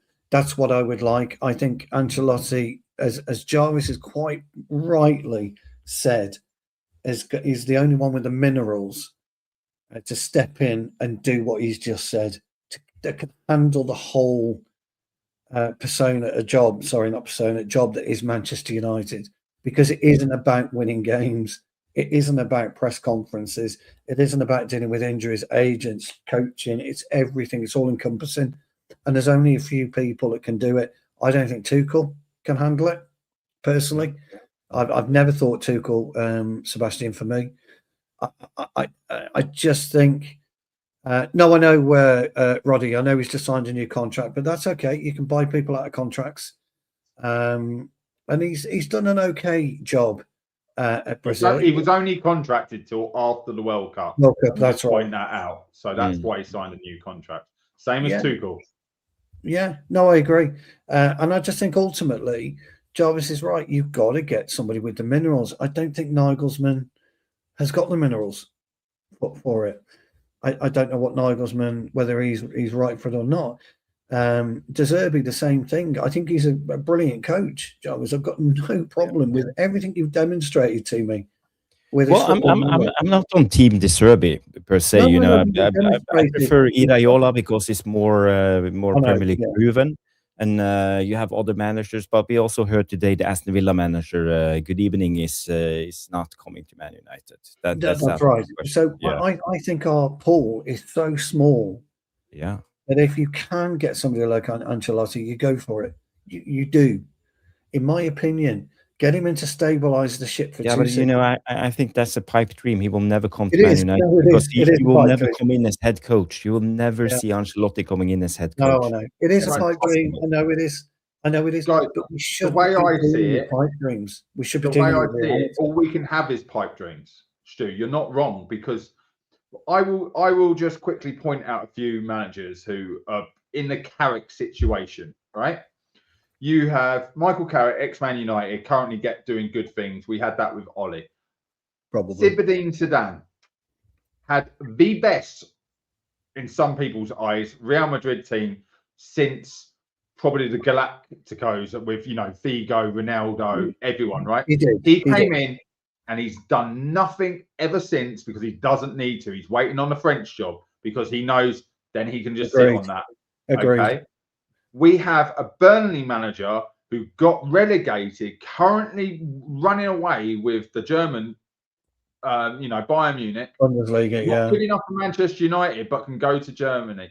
You keep looking at, as fan base, this is not any one individual in the chat now or us on here, but you keep looking at what they do at these other teams. Stu is so right about what he's saying is you need a specific mindset, not a name, but the mindset of a person coming in and going, I don't care what you say, you're out. I don't care what you think, I'm doing it my way. Because that is what Man United is. It's about being strong. We have to be strong as a team. We have to be strong as a club. And that's the only way the manager can be strong. So Iraola is a superb manager. I'm not sure he's capable of taking on Man United and everything that comes with that. With the press conference, you're right. Tell me a press conference where Iraola gets constantly asked about every single one of his players and nothing to do with the game. Yeah, because that's what a Man United press conference is. The embargo section is even more of a joke than the first section. Still no questions about the actual team you're playing. It's about everything that's going on. Yeah. Right? So I could probably go on and name many Italian manager that has played for their team and never gone on to do anything. Okay. Conte is probably Mancini, people like that. They've made it. But we've got the same. Sam Allardyce as a British manager. He's got one hell of a pedigree in the Premier League. I think he could do a lot at the top of a top team back 20 years ago. I think he could have, because he just had these great ideas, with the Boltons and, JJ Koch and the way he put a team together. But Michael Carrick, what he is doing for Man United, bear in mind, I just think Carrick, I won't even look at him till the end of the season. That's my opinion. But what he's doing is bringing belief. But I personally have no belief in my players because they've done this before. And as soon as you hand that contract, we all have a gut feeling that they down tools or drop that extra 10% they're putting in right now. Glasner, again, Crystal Palace. We can't have someone who's so outspoken come into Man United. So he's ruling himself out because he can't keep his mouth shut. Man United aren't going to go, they want a yes man, right? Yeah. We all know that. Would we then agree, and it's the chance of this happening is fucking zero, that we do everything we can to get Simeone out of Athletic? Oh, that would be impossible. He's the highest paid manager in the world. I think. But again, I think it will cost us more than 30 million. How long's he been there? Is it 15 years? Is he on 15 years now? He's got to be, hasn't he? Is he the longest serving manager in the world at the moment? I think he is, and the highest paid. In top divisions, I'm sure if people look into that, someone's going to be a club longer. Somebody's going to tell us, yeah. Roddy's saying no to Simeone. I think it's 15, but it's in the teens. Here's the thing, though, and I think this is the biggest problem, and I think our biggest fear is not about who's available and who isn't. Is do we trust this board to get it fucking right?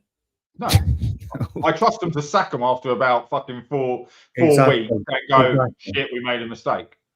Yeah, exactly. So, and that's my worry. If we were to get the right man became available. I mean, Jarvis made a point. And it's a really good point. When Alonso was sacked, okay, are we wanting Alonso? Not that we do, but are we wanting him? If so, why aren't we going and getting him? Time it up, let Carrick see it out till the summer, but get Alonso. I put in the Ollie category. Can I just point that out? Alonso's gone to one club, done something. Well, gone to another club as his step up, been sacked.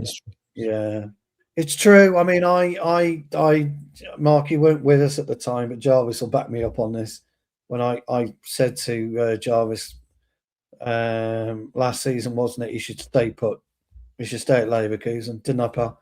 Don't go. You to said so. Yeah. You said so. Be a mistake, and I do believe that. He could have built something there, keeping Frimpong and everyone. He could have built something. Could have built a really good dynasty. Yeah, I just don't feel that our board will get us the right always person. Difficult in the German league. They look at Borussia Dortmund all the time.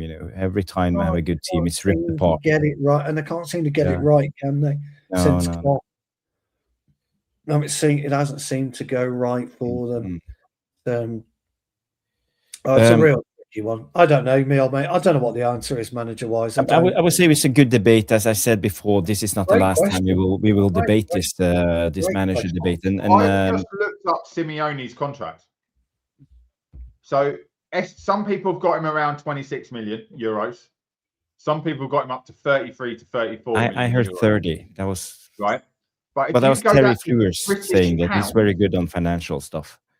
But if you take that to British pounds, that's about 23 million pounds. We paid 17 million to get rid of Ten Hag. I tell you what, that's worth buying him out of his contract. If you're comparing Ten Hag's payout almost to the same money to get Simeone in for a couple more million, that's worth it in my eyes. But is it the kind of football we would want at Old Trafford? Well, that's a question. I don't know. I saw them. I just saw them beat Barcelona 4-1 or 4-0 or whatever. And I saw them lose against Glimt. So you never know with this Atletico team. Yeah, exactly that. Yeah, what works for one team doesn't work against someone else. No, that's true. Jarvis, thank you, Sebastian, for sharing, because I put this in the live chat. Guys, give us a share on X or Twitter to promote the stream. So if you press this link, you go directly to X and you just press share and like. So more people will know about our little community of the Tactical Devils. And also I see Trev coming in. So guys, I will say this. I will say this only once. Please do us a favor and smash the like. If you haven't smashed the like, why? Please, we are slaving in the kitchen. We are giving you a good debate. We are talking about football as football men should. And, it's not about rage baiting or anything. We're just having a footballing debate. So please do us a favor. If you like the content, smash the like. And it's not a one-man debate. It's a mass debate. Yeah. Anyway, just in case you're interested, Jarvis, Norway beats Great Britain 8-6 in the curling. Yes. Get ready now. Went down to the last stone. The very last stone. It was a brilliant match. I've been watching it nice. Yeah. No, it was a really good game. Really good game. Played in the right spirit. Apart from one Norwegian had a beanie hat on for some reason. Don't know why. Can you when you go online and say, my English mate wants to know what you're wearing a beanie for? But curling players are not professionals. They're not paid. They're just regular people like you and me, working for a living. every 4th years they go to the Olympics, they get paid a tracksuit and a flight ticket and live in an hotel for free for 14 days. Yeah, And And that's then it. live off all the interviews afterwards for winning Yeah. goals. So Because every bloody that's goal out they there. are basically the equivalent of like dart players, you know, And you've in got the 12 pub goals. drinking pints Yeah. and having a cigarette. Apparently, you've got 12 goals. Yeah, we Yeah, are. 12 and half of them is Oh, one line. yeah, we're smashing it. 3 is great for us.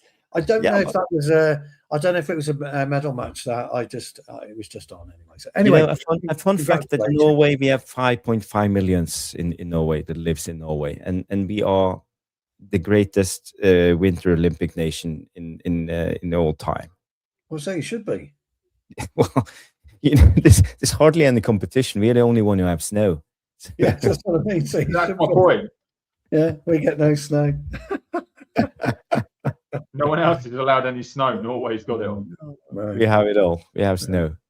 Guys, it's I think it's time we have to drop the signing 3 players for another Yeah. show, and Yeah. I will see if I have anything I forgot. Aiden Someone Hackney, ask us a Zerbi, question, and we can do 80 answer. euro selling players, and Oh, well, one topic before we go to the Q&A, and just a quick Yeah. one. It's about Seko Kone. He's on loan now to Lausanne, and apparently they didn't add him to the Europa League squad. no. And Yeah, apparently, from How- what I've heard, Jarvis, he's gone in with the wrong attitude. okay. Yeah. Yeah. So not good. so again, why do we seem to get this loan deals wrong? You know, a lot of the time, we never have successful loans, and I think we should set a premise. Okay, you can loan our players. We will pay his wages, but he have to play every week because that's why he's here. You know, it's not the under 18s, under 21. He needs to play grown up men's football. So I'll tell you what I think it is. I think we're going with an arrogance, our players. I don't think the type of feedback that used to occur when a player went on loan happens anymore. There's loads of stories around in the 90s where players went out on loan and they've gone out on the evening and a certain person knew all about it, and and he fined them. And he you're out representing Manchester United. I don't think that happens anymore. It's never worked out a good loan for us. There's only Ahmad, I think, yeah. has been the most successful loan in recent seasons. When he was out at Sunderland and Rangers, they were good loans for him. I don't think we've had, and I suppose you would consider Garner. Garner had a brilliant loan at Forest. Yeah. Yeah, when you Amat, at the moment, I would say is probably there, but the closest to it. at And the you had moment, the Alvaro in Alvaro, yeah, he went to Well, Was it no, West no, Brom? was it? We sold him. No, Preston. Preston. Yeah, and then he Preston, goes to yeah. Benfica, and then he goes to Real Madrid. You know what I mean? Well, Mm. I think modern day players, when you are earning, and you're nowhere near the first team, when you're earning between 5 and 10 grand a week, and you're nowhere near the first team, and you've got a 5-year contract under your belt, Mm. it's problematic. Yeah. You know, you are set for life. But this is a football story. This isn't. Yeah, it's a anything story of new. football. Yeah, a story of football right across the board. I had this conversation with ex-United players. We had whatever you call it. You know, where they come down and play at your local side. So they come down and played at Worthing, and a load of my ex-teammates played against them. And I was in the bar afterwards talking with them. I had Lucas with me, and I was talking about loans. And they said exactly the same. When they went out on loan, they know loads of players who got sent back because of their attitude. Yeah. But it's that humbling, that grounding they need. It's almost expected. Well, we have Pavel sending people out now. He's the loans guy. And if he couldn't see what I could already see about Kone and his arrogance, but he thinks he's bigger and better than what he is, that's probably the one reason he's gone out on loan and not been kept with the first team when we're short of midfielders. We spoke about it. You were saying keep Collier because we're short. Well, I'm sorry, Kone should be the one we're keeping because he's already playing in the 21s and he could easily dovetail between two teams. But Collier's a bit older. Yeah, it tells you a lot about mentality, though, doesn't it? You know, one of the things we look for, and we talk about, the three of us, quite a lot, is the mentality to be a professional footballer, number one, and number two, to play for Manchester United. You know, our players, these young players, they think they've made it. You know, when you sign your professional contract, but you haven't made it. You're fucking miles away from making it. Miles away. You know, our last player of any note, if you remember, that came for the youth that was hugely successful was our number 11. We don't talk about at the moment. Yeah. When you're talking about constant successful. Fucking took me a second then. What? Ryan Giggs? I was like, no, hang on. I know what you mean. Some of the goals that he scored, you know, laid on by fucking Pogba or fucking, you know, Ronaldo, you know, we forget. Right foot, head up. Didn't matter. And he was fucking so annoying. Just look at the player we would be today. The you know, the place he's at Marseille, he's going to earn us a lot of money, I would think. Hopefully, yeah. I would actually go a step further, Stu. Do you know when they think they've made it now? It's a lot earlier than that. When you get you're taken onto an academy, these kids, and it's not the kids, it's the parents, basically start throwing out pictures of, here's the 2 pairs of boots, here's all their training kit, here's the bag, here's that. You see all of this social media, all this stuff they got from the club. Correct. You've started building this mentality of, look at me. Yeah. I've got the tracksuit. It's almost like watching Del Boy walk around. Yeah, I'm at school. I play for Man United. And that's where it starts. And it gets worse. And I'm sorry, you need someone to come in and go, wait, sit your ass down. You need a Roy King. You do. 100%. Look, I mean, Fletcher's doing working wonders, isn't he, with the 18s? Didn't we beat City the other day, 3-1? We did. I covered it last night. People still blowing smoke up JJ Gabriel's ass when he actually pretty much had a tap in.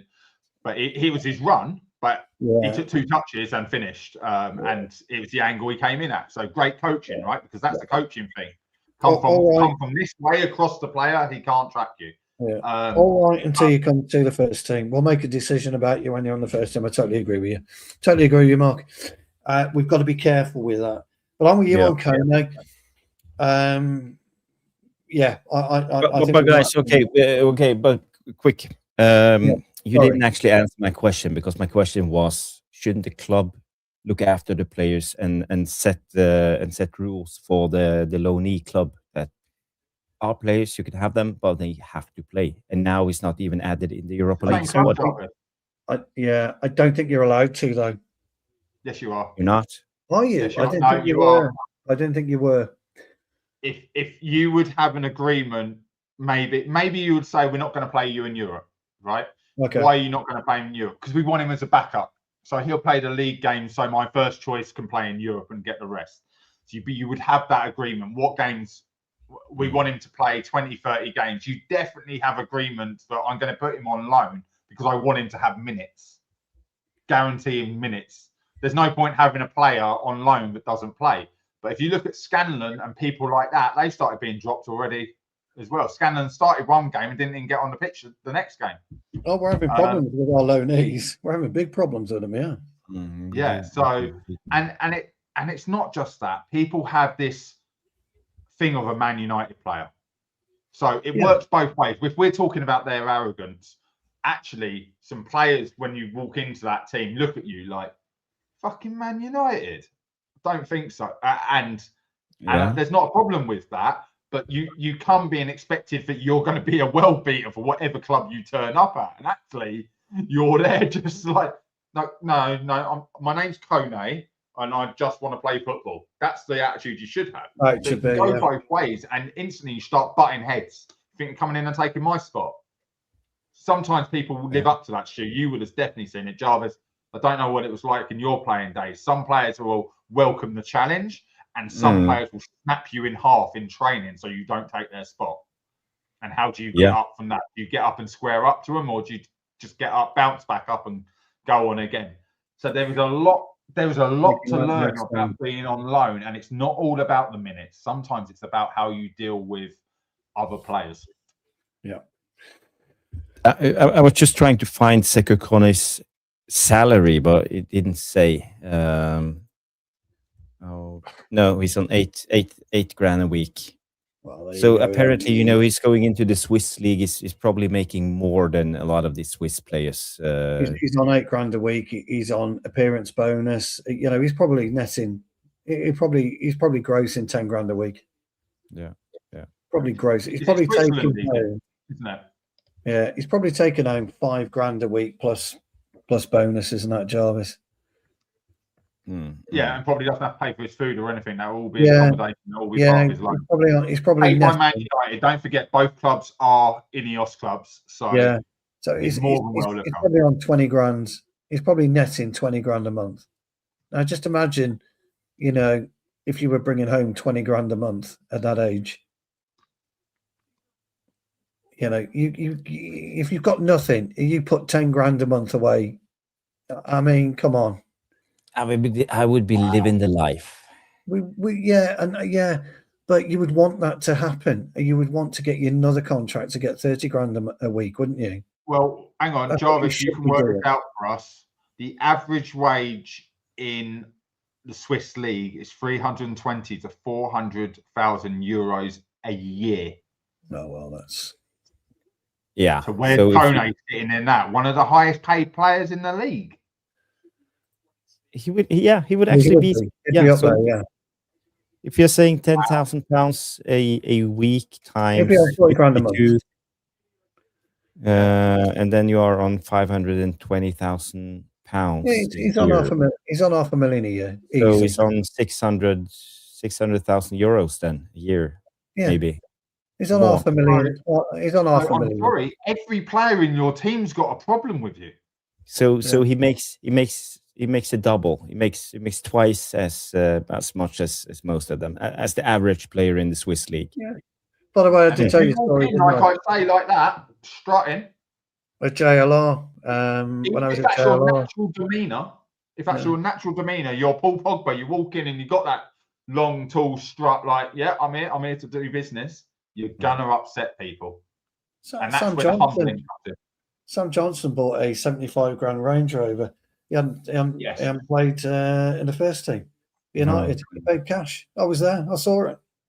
Yeah, I saw the whole deal. I remember you telling me that story. Yeah. Walked into the dealership, paid cash, and paid cash. Played the game. No, played a game for United. Oh, what else is he meant to spend his money on? Shoot, that's the only thing I will. Herein lies the thing. So, yeah, not good. Not good, Jarvis.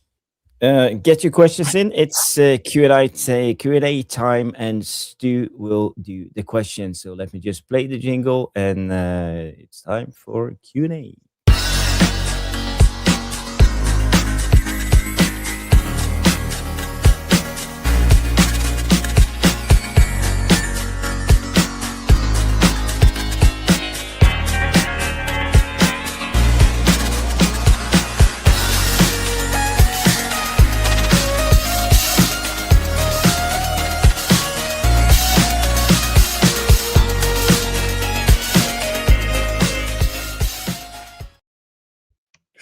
Well, move me over. Here we go. You got moved earlier. I look, I'm hosting now. Yes, I am hosting, and that's it. Right then, guys, Q&A. Been a great show. Are we on 50 likes, Jarvis? We should be on 50 likes right now. We are on 49 likes. So if one of you haven't liked, please do us a favor and please get us over to 50 at least. By the way, there's a question from Sebastian coming in and say, it's for you, Mark. Say, nice to meet you. Very passionate person. How can I call you? He's probably wondering. Just pop over to the channel. You'll find it on here, United Lens. Pop a subscription, subscribe, or you can find me on TikTok. All the information's there. More than welcome. We're doing a couple more shows this week, and there's a show from last night you can go back and watch. But all the normal places, X, but mainly here on YouTube. Not just under Jarvis. Except give me hard questions. And by the way, you can address him Mark. Mark, that's his name. Yes. Yeah. If that was your question. Yeah. Well, yes, let's get started. Let's get started. Bilal says, is Dick Van Dijk better than Virgil? Virgil might have the better Cockney accent.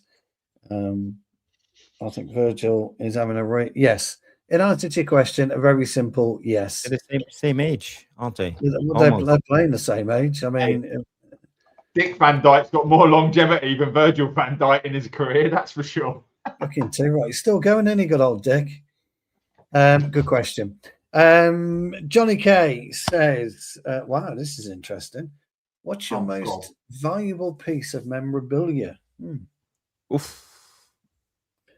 Johnny's got that because I showed the lads a couple of old programs that I dug out while I was having a look through a bag. But also importantly, I think I've got it with me here. Yeah, pre-internet, I showed the lads a couple of United shop things, didn't I? Shop brochures. That's the one. So I just showed the lads just a couple of bits and pieces. So I think John is coming from. What you got the FA Cup final, Manchester United, Chelsea. Just look at the price of that. That was £5. That was. It's five. In 1994, that was expensive. It's got a little bit, unfortunately, the bottom right there. It's got a little bit of a see an issue, and that was a brochure, the spring collection '97. Yeah. And so what's all those stains on the front cover? Which one? On the David Beckham one. No, I don't know what you're talking about. And just a really old program that was from the 80s. That program on wow. No, they're the catalogs, aren't they? They were the catalogs. The catalogs. Yeah, from '97. Yeah. Yeah. Chris. Yeah, I remember getting all them through my packages. Yeah. My membership package. And that's that's an old. I can't remember who that's against. 96. Yeah, Forest. Forest. What, £3 for program? So in a box upstairs, my probably biggest bit of football memorabilia, but is important to me, is FA Cup final, Man United Crystal Palace replay with ticket stuck to it. First ever game. Nice. God, what year was that? I'm trying to think how old I was. Was I 3, 4? It was 94? No, 84, 85? 84, yeah. Yeah, so that's upstairs. I've got a few. I had a friend who worked for the FA, so FA Cup finals were easy tickets for me. I was looking for my first original ever one, which I can't find, which was '77. I was gutted about that. I would have loved it. What is better than the program and the tickets stuck together? You can't have that now. Oh no, and you can't ever sell that. That's got to go with you. Memorabilia. It's a tough one, that one, because I don't really collect it. No, I'm not really a huge collector. I would imagine probably my Bobby Charlton, Sir Bobby Charlton autograph. My very first piece of memorabilia was Gary Bailey sent me his autograph on a picture. So that's probably my very first piece of memorabilia. But Jarvis? Yeah, for me, I think it has to be the 1991 Cup Winners' Cup final shirt, the white one, the Adidas. Yeah. When it comes to Man United memorabilia, there was only sold 200 originals in Norway at that time. So I won the lottery through the supporter club, and you got was lucky enough to get it. Or you still got it? Yeah, I still got it. Yeah. Does it fit? Yeah, it fits. It's a medium size, so it's. So what are you saying? You're going to wear it for the next show? That's what I'm hearing. Wear it. I can wear it. Yeah, sure. I'll dig out an old Sharp one, which is faded terribly. I mean, it really has faded. But I'll dig that out. I'll wear that in the next show. You'll have to wear one next Monday. We'll wear. Yes. I'm trying to think. So I've got a Jeff Hurst book signed by Jeff Hurst to my daughter. He's actually Nice. signed it personally to my eldest daughter. Nice. And it was about 4 days before she was born. So he was doing the book lovely. sign. I was like, I've got to get this signed, sign it to my daughter. But I don't know where it is. It's got to be at my mum's. I have a Colombia shirt from England, Colombia, swapped with a Colombian fan during the World Cup in 1998. So the fact we went there, I was only 15. My best mate was 16, but he was only allowed to come because of with me. Swapped a shirt with a Colombian fan at a World Cup. For me, that has so many meanings. Maybe not to everyone else, but it was a big deal. But yeah, like you, Stu, it's just program. It would have been Man United programs with the tickets was all I cared about at that age. I think football memorabilia. Yeah, I've never been a collector, and the stuff I do want, I can't afford.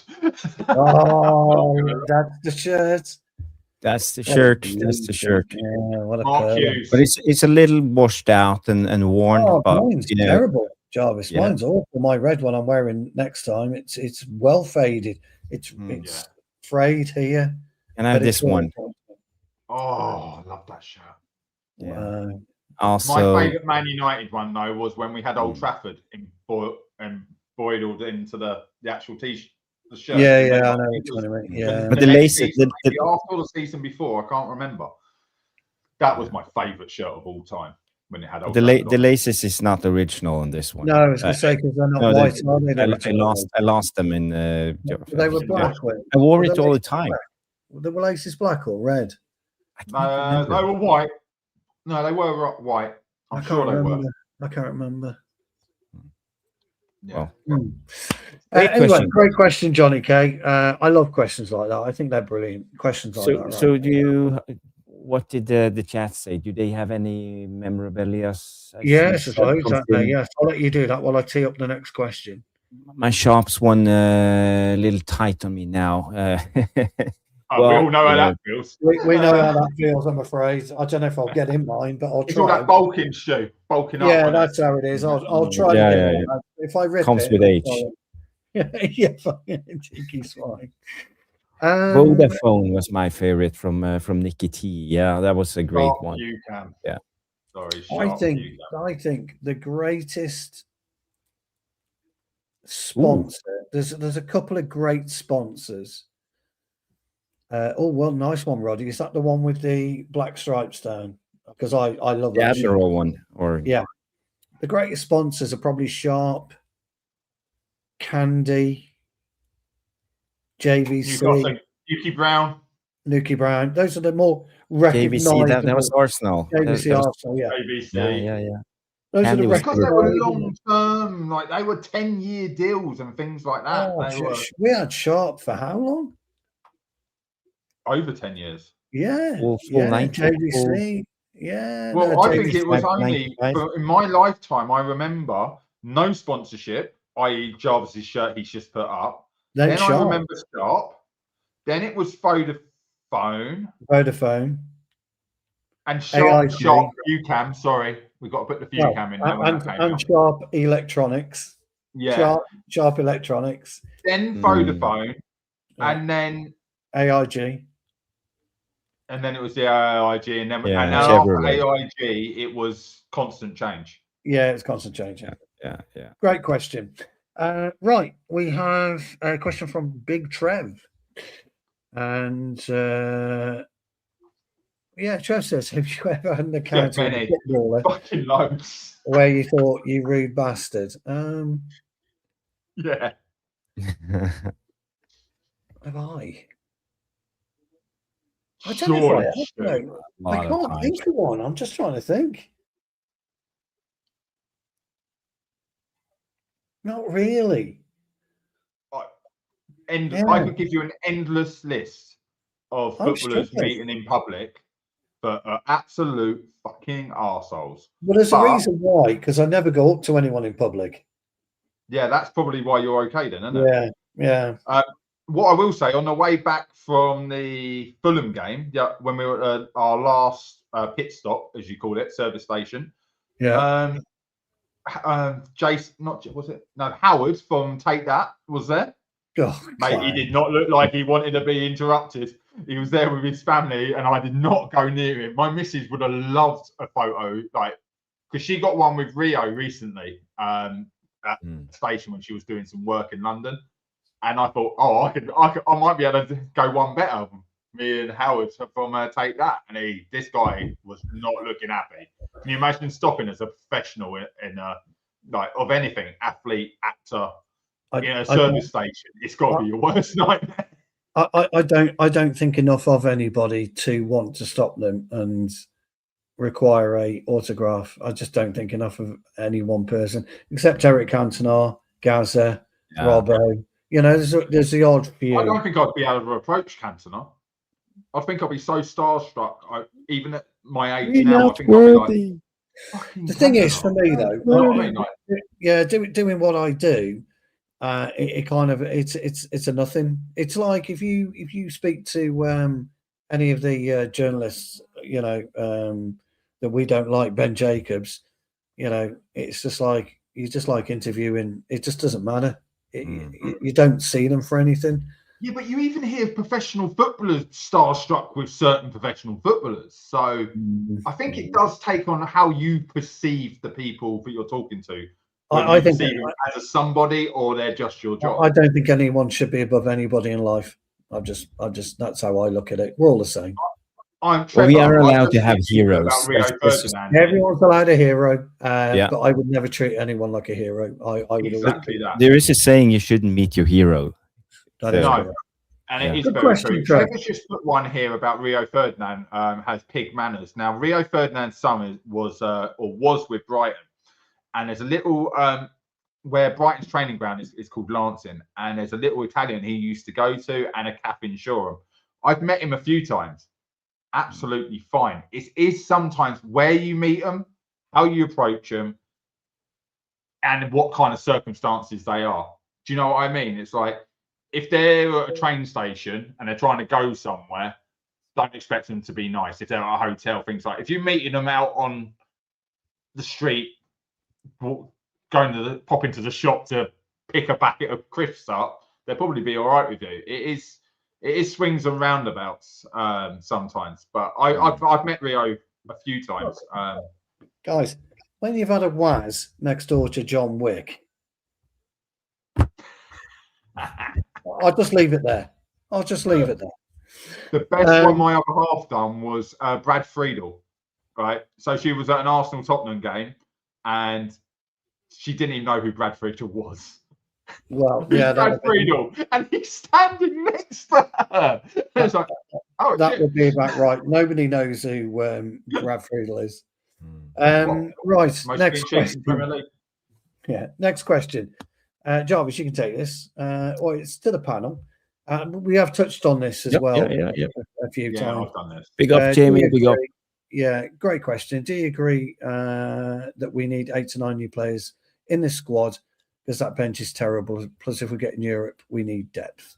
I 100% agree with that. 100% agree, Jamie. And I think this is Man United's biggest problem, because I don't think we are able to sign 8 to 9 players because it's a World Cup window. We have limited funds, and I think it will be a difficult one. So, as I said, this is why I talked about the centre backs, the injury problems, and what we see. So, I think we are in for a bumpy ride, even if Carrick stays in the years going forward, because we don't have the financial muscles or the know-how to get the best players in. You know, I think we will try and go the way we are going right now, signing improvements, like maybe 3 to 4 players, and I think that's it. We will end with that, and we just have to pray to God and hope that we will succeed and don't have injuries and suspensions and all of this. Agreed. Just I think to get 8 to 9 players in, you're looking at 600 million. Oh God, yeah, we haven't got the money. Just a very quick question to Jarvis, and I'll recap them. Why did you put your radio voice on them? Hi. Well, I did. Yeah, you put your radio voice on. It was on my radio voice when I speak to Jamie Wayne. That's why. Jamie, you don't know. Welcome to Tactical Devils. Jamie, he's just rolled out the red carpet with for you there. Tactical He's Devils. just rolled out the red carpet for you, Jamie Way. Absolutely brilliant. Great answer, both of you. Thank you for that. Trev, I've touched on this, me and Mark in particular. Yeah.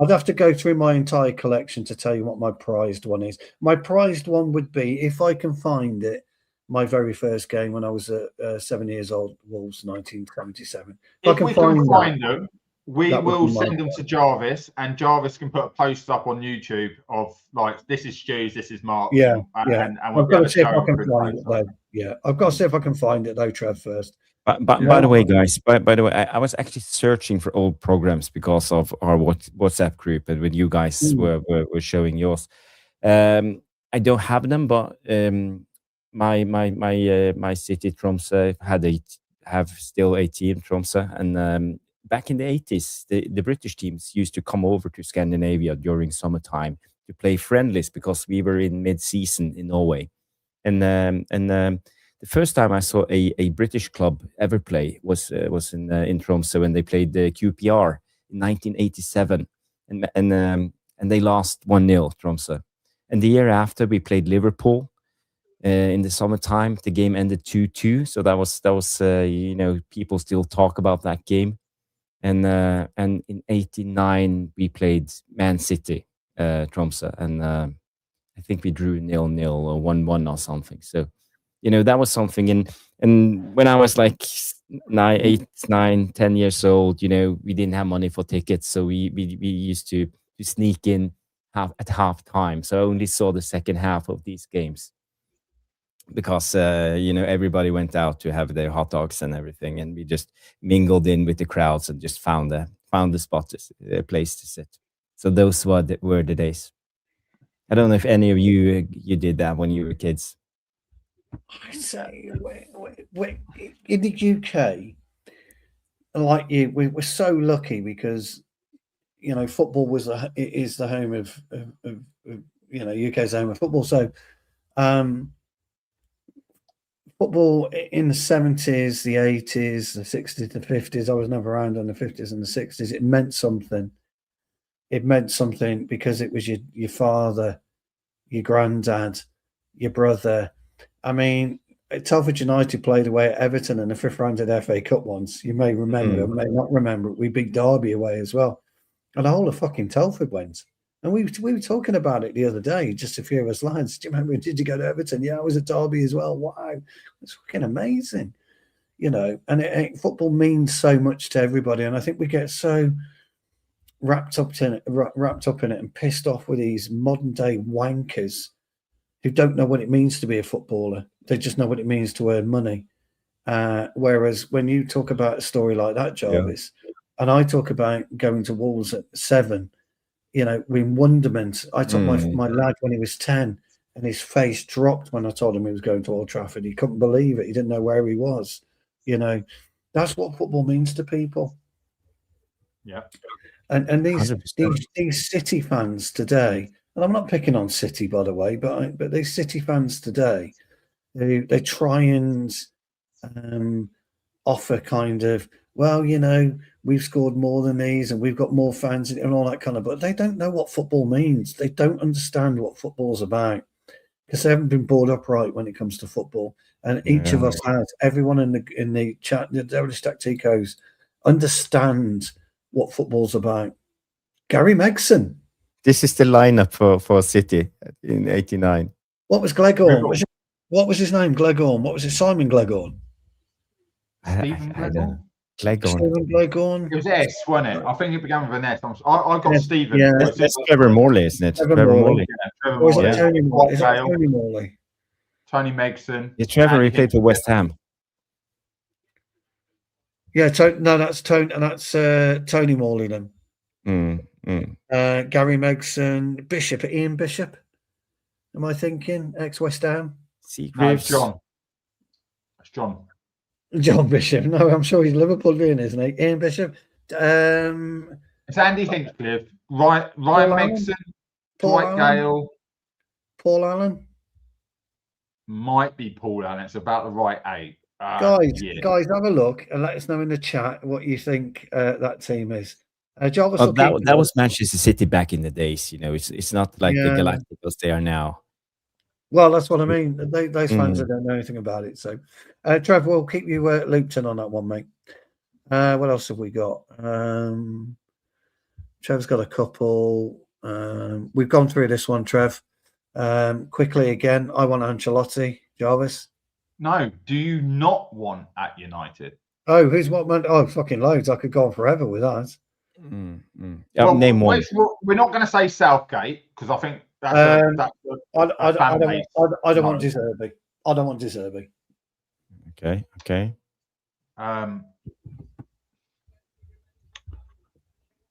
I don't want Tuchel. I don't like Tuchel. I think it's too disruptive. I'm going to upset Stu. I wouldn't have Ancelotti. No, no upset. No upset at all. I think this is not because I don't want him, Stu. I just think that could go so badly wrong for the. That's kind of my issue with Zerbi. I agree. Here's the problem. I think we've got such a small fucking pool. Such a small pool. I don't think they'll get it right. And therein lies my issue. Great question, Trev. I like that one. Fred the Red has got a question. He said, question to the panel. This is another managerial one. If all top managers turned us down and we had to go back to ex-players as a manager and a number two, who would your dynamic duo be? Mine's Keane and Rooney. Good cop, bad cop. Mine will surprise you. And it would be Steve Bruce and Eric Cantona. They would be absolutely immense as a duo. They would absolutely immense. You wouldn't fuck with either of them for a start, but you've got the footballing nous of Bruce, and you've got the charismatic nature and brilliance of Cantona. They would be an absolute dream duo for me. So it would be Bruce and Cantona. He did well in Newcastle, didn't he, Steve Bruce? Bruce has done all right. Bruce has done okay. He's had bad. Bournemouth. But he's done okay. He's done all right. Relegated, didn't he? Yeah. Relegated Bournemouth. He got Hull to the Premier League. I think, isn't he the most... isn't he won the most promotions from the Championship to the Premier League? Have I got that right? I was on a podcast or something the other day. Fantastic. Yeah. What about you, Jarvis, my old mate? No, Mark can go first. I need to think about it. You need more. I'm hoping you to go first. I need more time. It is more time. I would go. I'm torn between two setups here.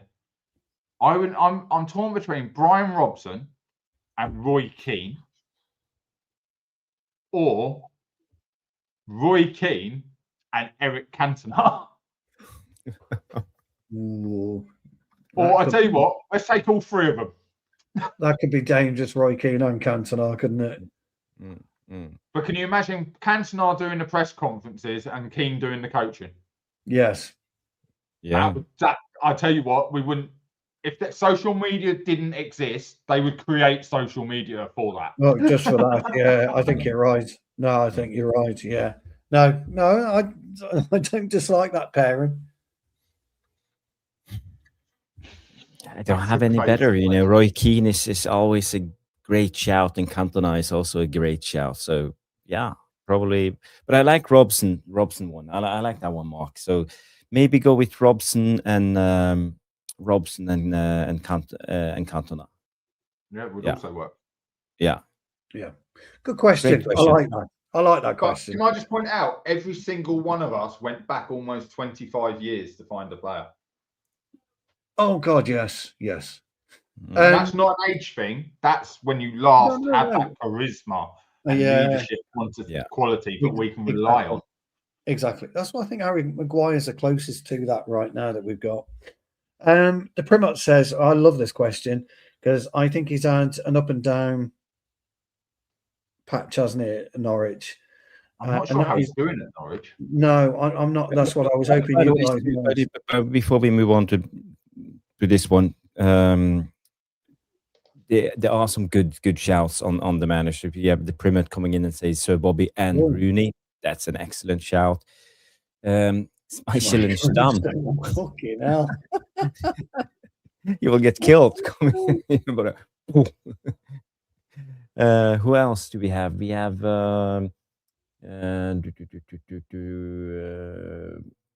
Morley on the bench. Oh, that was Cantona and Robson. That's a good show. That was same as me, Roddy. Yeah, or I had the same as you. You actually said it before me. So yeah. Okay, let's go to the next question. The Premier comes up with Harry Amas. Would you should Harry Amas get a start in the first team next fall? I think he means next. Is fall spring? Do the Americans call fall spring? He means next season. Next season. Okay. Not for I'm not me. sure everyone knows where Harry Amas is at currently. He's at Norwich. Yeah, he's injured. No. Not for me. I think he'll need another loan personally. Norwich? He's at Norwich. Harry Amas played 21 games out of a possible 22 on loan at the start of the season. He came. Well, he didn't really come back, did he? He done his first half, and he's gone on loan at Norwich. He has since been injured while on loan at Norwich, and expected to be out till late April. So he's not going to. So no, he needs another loan. Now he might be on loan, but he ain't playing football, so he's back to square one. And again, this is what the loans is all about. How do you deal with this?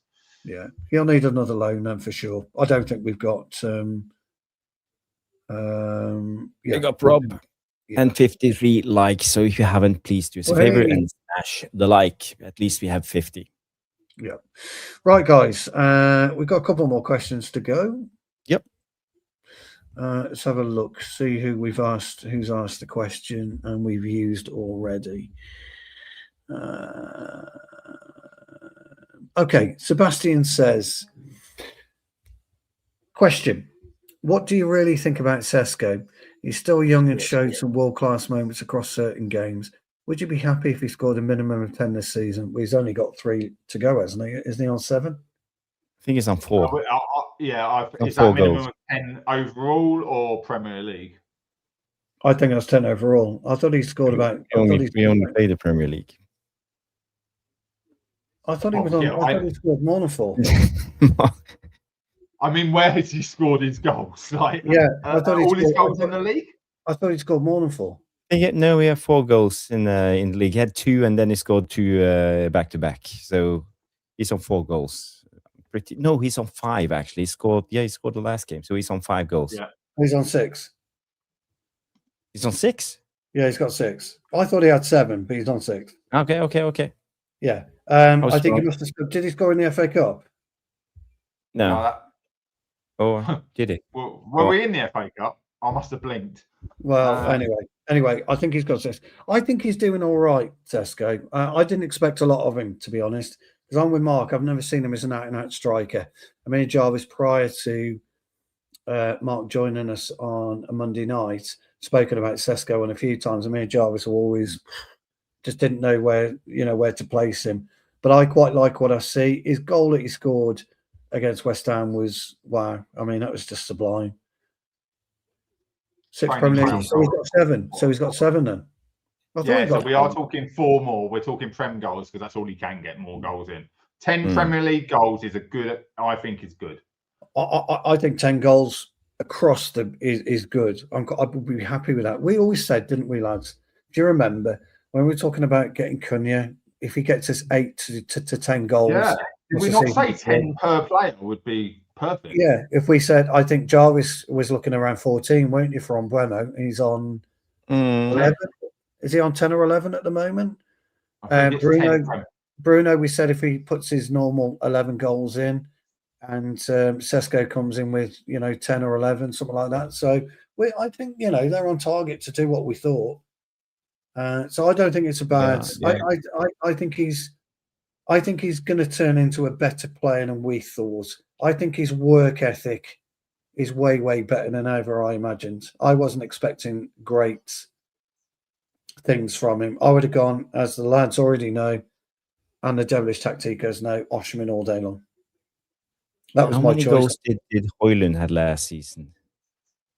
No, season before he had like 16, 17. Season before he got 16, and I think he only did 4 or 5 last season. But I keep an eye on these stats. Mm. Sesko has had almost 3 times the amount of shots this season for his 6, 7 goals, whatever you want to bloody call it. He's had more shots for already this season by 3 times the amount from what Rasmus had last season in total in more games. Difference being the players around him are passing him the fucking ball. We all like, you can say what you want about Rasmus, but one thing that was constant, whoever the striker was, did not get passed to. Do you remember when Obi was coming on? And you're like, maybe Obi will be different. They're not passing him the ball. So create more chances, you score more goals. It's football's a simple game. I'm pleased with him, but I'm pleased. You're not late. Thank you, Rob. Thank you, Rob. You can just go back with what he's delivered so far. And he hasn't started. How many games has he actually started? I would be happy if he scored 10 goals. That's a good, okay first season. I think next he gets season, 10. I expect 15, and the season after I expect 20. That's just how he needs to progress. I would want double next season, Jarvis, my old mate. Can we just also talk about how he's been played? Because playing under Amarin as a lone hold-up striker, playing in the players rather than actually getting in the box. Now he's in more of a formation where he's the man to get in the box, and he's starting scoring more goals. So he's going to end up with 2 different, like one half of the season, not so much in the box. Second half of the season under Carrick. Carrick's told him, get in the box and take your opportunities. And he seems to be doing that. So that's going to change things. Yeah, I think he gets 10. Jarvis, question for you from It's Just Me 43, and he's talking about Werder Glimt in the Champions League. Has there been massive increase on tourism to the country? More attention globally on the club making history in the Champions League? Well, no, not a bad question. You're not a good question, yeah. Are you? Well, no, I don't think it has something to do with tourism, but at least they put Werder Glimt on the map, and everybody knows now. They follow a little bit of the Norwegian football, and it's not every day for the Norwegian team to qualify for the Champions League. This is the first time since Rosenborg did it in mid 2000s, I would say. Mid 2000s, late 90s. Well, it worked in Denmark, didn't it, with Brøndby? Brøndby did well. It does happen with the Scandinavian teams. If a team can constantly get in year on year and they get decent players. Remember Salah? When we all knew about Salah before he was ever at any of the Liverpool or anyone else. It all started there when he was tearing up teams, including ourselves when we went there and played. So he was Basel, yeah. Basel, yeah. Jarvis, could put a question into your old mate, the Premier of Norway, and I'm sure they'll give you the figures. Well, we do have a lot of tourism up in the north, by the way. There's tons of tourists coming up to see the aurora or the northern lights and midnight sun and all this. We can see them. We can see them in the UK. Good question. If you can get you can make a lot of money on Airbnb, to say it like that. Yes. The market is Borussia Retrograde LP77 says, this is more of a statement, by the way. It says, I've got my sharp 1986 shirt signed by Rob and Whiteside. Will smell 2016 forever now. Yeah, absolutely. What a shirt that was. I've seen Whiteside absolutely destroy Steve. What was his name? Steve McMahon. Absolutely brilliant. At Anfield. Absolutely brilliant. One quick one for you, Jarvis. Do you know about Sadi Kinete of Tromsø? Kinte. That's his name. Yeah. He was linked to Man United, I would say, less than a week ago, and he's a brilliant defender. He's young. I can show you this. Do a quick here. So here you see United are among clubs that have noted the progress of the teenage prospect Sadi Kinte of Tromsø. Kinte is enjoying an impressive first season in Norway since he moved from the Senegalese academy Maguire, which has an alliance with Tromsø. So he's playing. He's on a 5-year contract. He's 19 years old. He's from Gambia. He's a Gambian international. He's a massive guy. He looks like a 30-year-old, and I think he will be a brilliant footballer. So this is him. playing in the Tromsø jersey against probably Bodø Glimt. You see yellow on the stands. And it's not a official pitch. I'll tell you what, that artificial photo, I'm seeing Michael Essien straight away. Just the hair, the stance, the broad shoulders. Yeah, He's a big lad, isn't he? 19 years. Yeah, 19 years. And you know, other clubs have tried to buy him. Tromsø rejected about 8 million. I believe they expect more, to 10 to 12, I believe. So I think we want him. I think we need to give him a good contract. But he's left-footed. He can play versatile left back and left centre back. He's very good with the ball in his feet.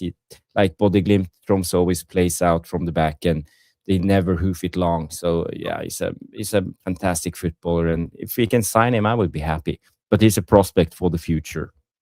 Unfortunately, you just said left-sided centre back or left back, and literally that's Aiden Heaven or Martinez. So who are we getting rid of?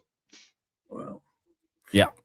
There Unfortunately, you go, guys. We know a little bit about him. Very quick question, yes or no, on this one from Trev. We've got 2 more questions to get through. Are players today put on too high a pedestal? Yes, dead easy. Yes. Yes. It's dead easy. Yes. That's an interesting question. Are they put on too high a pedestal, or have the standards dropped where we don't hold people accountable for what they do? Isn't still a professional footballer the highest pedestal we would have in this country as a achieved job, but they don't really live up to what we grew up watching? I don't put anyone on a pedestal, but apparently we do with footballers. But it's just one of those things. Good question, Trev. Right, we've got a couple of questions to go. Good one here from Stephanie Griffith. Hi, my darling. And she says, why do German and Italian players thrive? Why don't, sorry, I've got my English out. Why don't German and Italian players thrive or even come to United? Let's take that one. I think this is what I was saying earlier about pressure. The German league, very laid back, unless you're playing Bayern Munich, like everywhere else is so chilled in the way you play, and it's fun, and you know you're not winning, right? So the league's fun to play in. Because Bayern Munich's going to run away with it. Italy is a different kettle of fish. That's totally different. Mafia run, kind of. You're not leaving the training ground. You're here 6 o'clock in the morning till 6 o'clock at night. Then you get too much freedom in the UK. There have been some good German players who have thrived, even at United. Just we signed them too late. Sebastian Veron, although not Italian, is probably the closest we've had. But Giuseppe Rossi, he was Italian, wasn't he? Veron he was signed from Valencia. American Rossi, but he was Italian heritage, but he's American. Yeah. So it's not about how they don't that was it's such a different culture. It's culture. It's for me. Yeah. But it also has to do with physicality, and there have been done studies on this. So the French league and the Spanish league is more aligned with the Premier League when it comes to physicality. And physicality is not only strength and size; it's also about tempo and being able to run, speed and aggression. So this is where I think the answers Stephanie's question. But big up, Stephanie, and thank you for coming into the chat. Right, couple more left. Time is short. I am in so much trouble. And this is from Story 468, and he says, and this is a good question. I wanted to bring this one up because that's a really good question. I saw Yoro with confidence in the last match. In a high line, do you think he should start?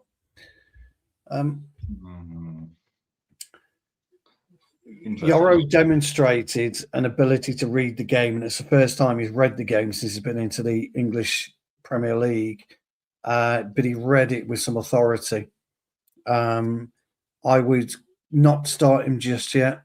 I would keep him benched, but I would keep working on that element of his game, because me and Jarvis both agreed on our post-match analysis that we thought both those tackles were just top draw.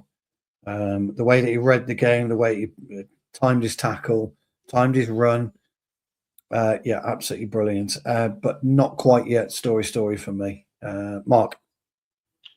I echo everything you just said, but will like to point out he came in late against a tiring side, so there is that to put in the argument. Although the players he was up against were quite fresh legs, but they were older as well, in Callum Wilson and people like that. But just got to do it when you do get your chance, whether it be 5 minutes or 45 minutes. And then, absolutely.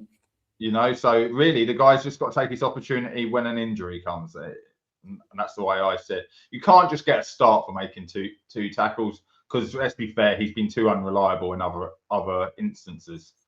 But then I'm just that critical of Martinez as well, aren't I? So yeah, no, that's fair enough. Jarvis?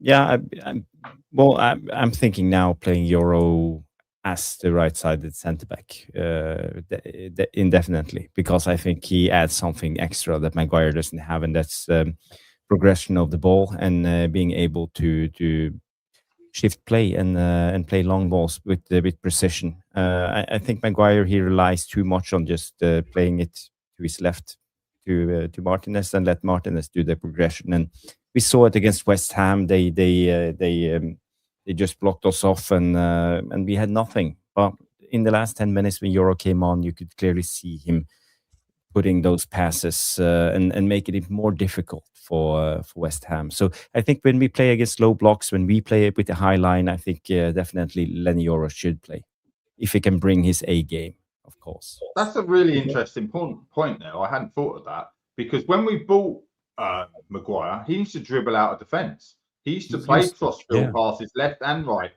but now he's not doing it. That's an interesting point. I think he's concentrating on his game. Yeah, simplifying. Yeah. Good question. Thank you very much for that. Right, lads. I need to get through these quickly. Question from Fred the Red. Would Højlund have scored? This is yes or no. Question. Would Højlund have scored more than Sesko with the service now given to the main man?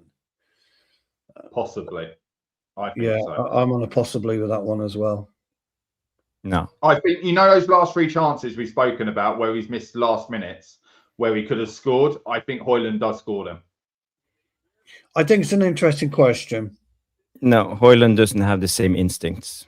But I think Sesko is about his striker movement, and I think his striker movement is something that you can't teach. I think he has something extra compared to Højlund.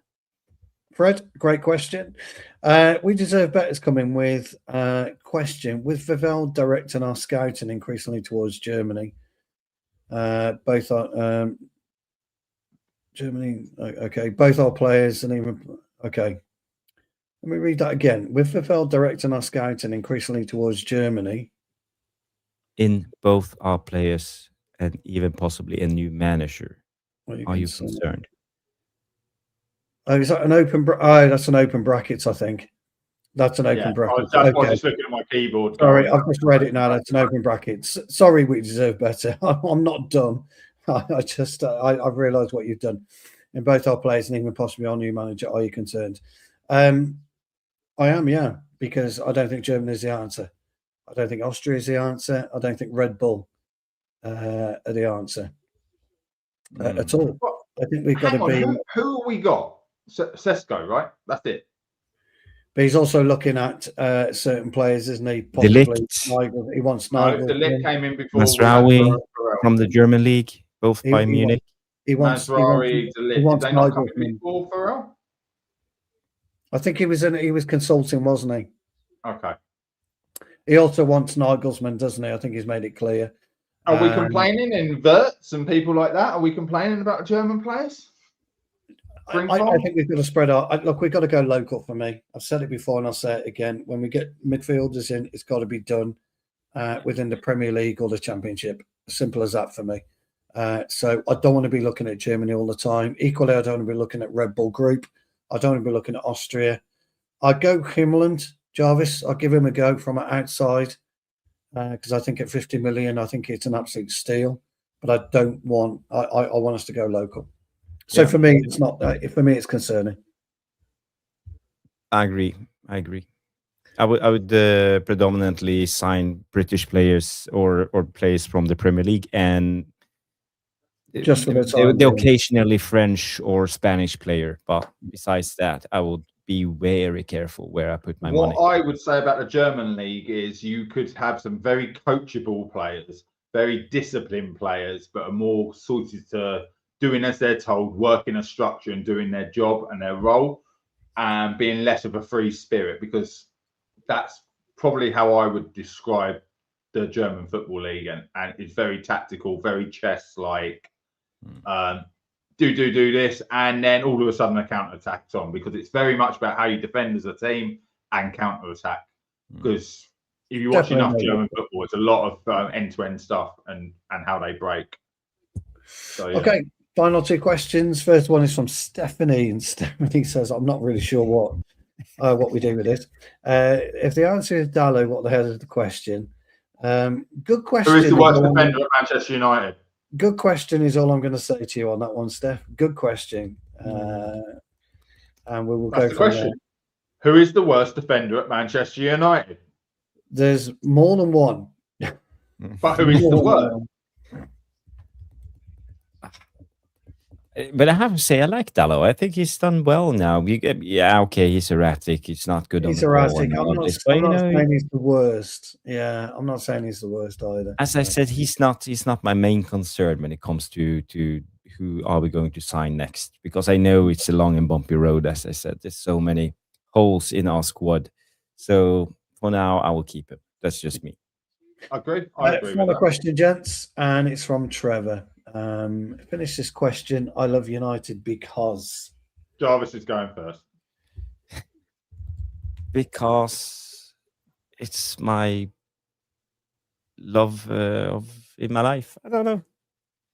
Because I love United because back in the days, back in the 80s, when I started to fall in love with football, I don't know why, but the guy who was married to my oldest sister, he was a hardcore Man United fan, so he always gave me the supporter club magazines every month, and he bought me some supporter gear and stuff like that. So that's how it started in the late 80s. Superb. Mark?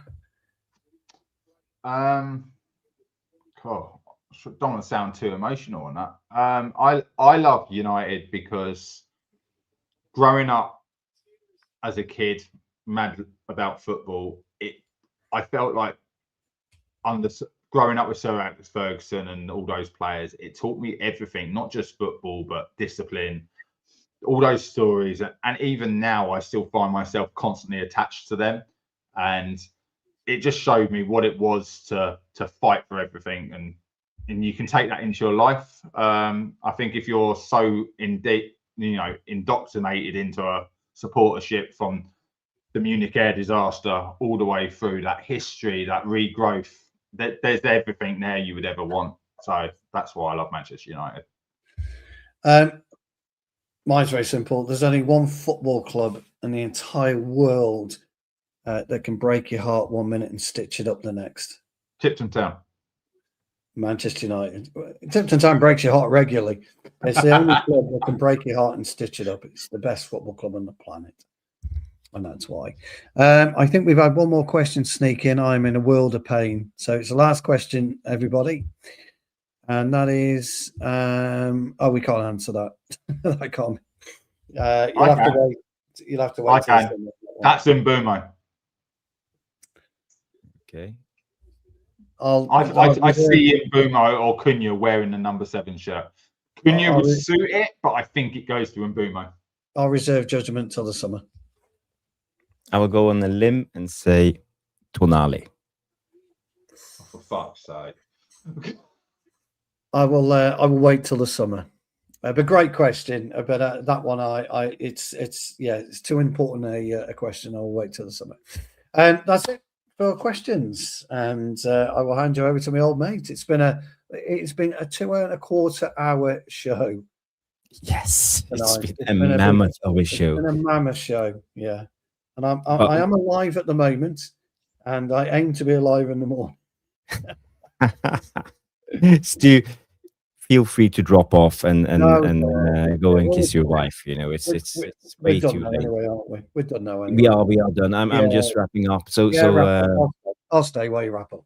okay, thank you. So I want to thank everybody for tuning in. I want to thank Trevor. I want to thank Rob. We Deserve Better, Borussia, Retrogard, Fred the Reds, Stephanie Griffith coming in, Dave, all of you legends. Thank you so much for all your comments. Rob, Always United, the Plymouth. You know, so many questions, and thank you for being a part of this great community. And I want to give an extra shout to Grace for her super chat, and the same goes to Bilal and all the memberships that you guys have, the membership chats. I am Titanium and Rob. So thank you everybody for being a part of this show. I don't know if you're doing anything tomorrow, Stu, but I will at least be back and doing the Body Glimt watch along with Noradin. And I might be able to jump on for a few minutes tomorrow. It depends how much trouble I'm in a minute. Okay, we'll see. So just press that bell notification, and we will probably do like a short show around 7ish. Yes. 6:30, 7ish, something tomorrow. Maybe. Can I just point out, I thought Bolo Glimt was playing Wednesday, not Tuesday. Body Glimt is playing Wednesday, yes. So the watch along will be Champions League time, 7:45 or something on Wednesday. I'll be giving it the big and lot, the Peacock at that point.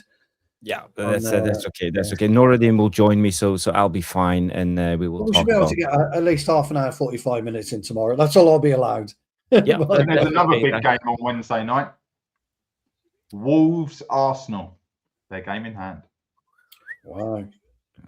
So Wolves can stir the pot. Anything but a win there. Arsenal are in real sticky ground. Yeah, they just bloody hell.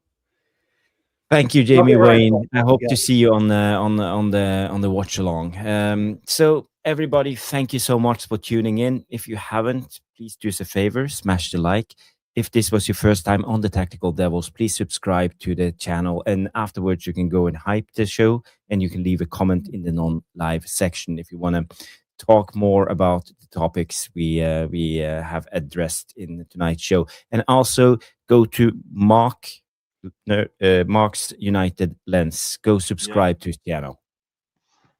Yes, do that. Yeah. When are you going live next time, Mark? I'm looking maybe to do a show Wednesday night. As you're aware, it's very hard to do content right now when we've got nothing to talk about apart from hearsay.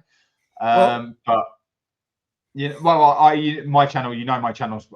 I'm not a massive fan of the media. Stu, you're fine. I know. Yeah. You know, my show last night, go back, watch that where I was going over just the bullshit stories that have been out there and the fake news. Just because channels need something to put out there right now. You know, Jarvis, you popped on, we were talking about the AI use and things like that. So I will cover all aspects very honestly, sometimes a little bit too honestly. But yeah, no, please come over. The channel is still growing out. Now I've gone out on my own. I think we're 110, 111 subscribers, and it's shooting up a lot faster than I thought it would. So I must be doing something right. Well done. Supercalifragilistic. I don't know how to say it again, but thank you so much for that one. We Deserve Better and 55 likes. Everybody, have a good night, and we will hopefully see you tomorrow. Have a good night, everybody, and bye bye. Ta-da.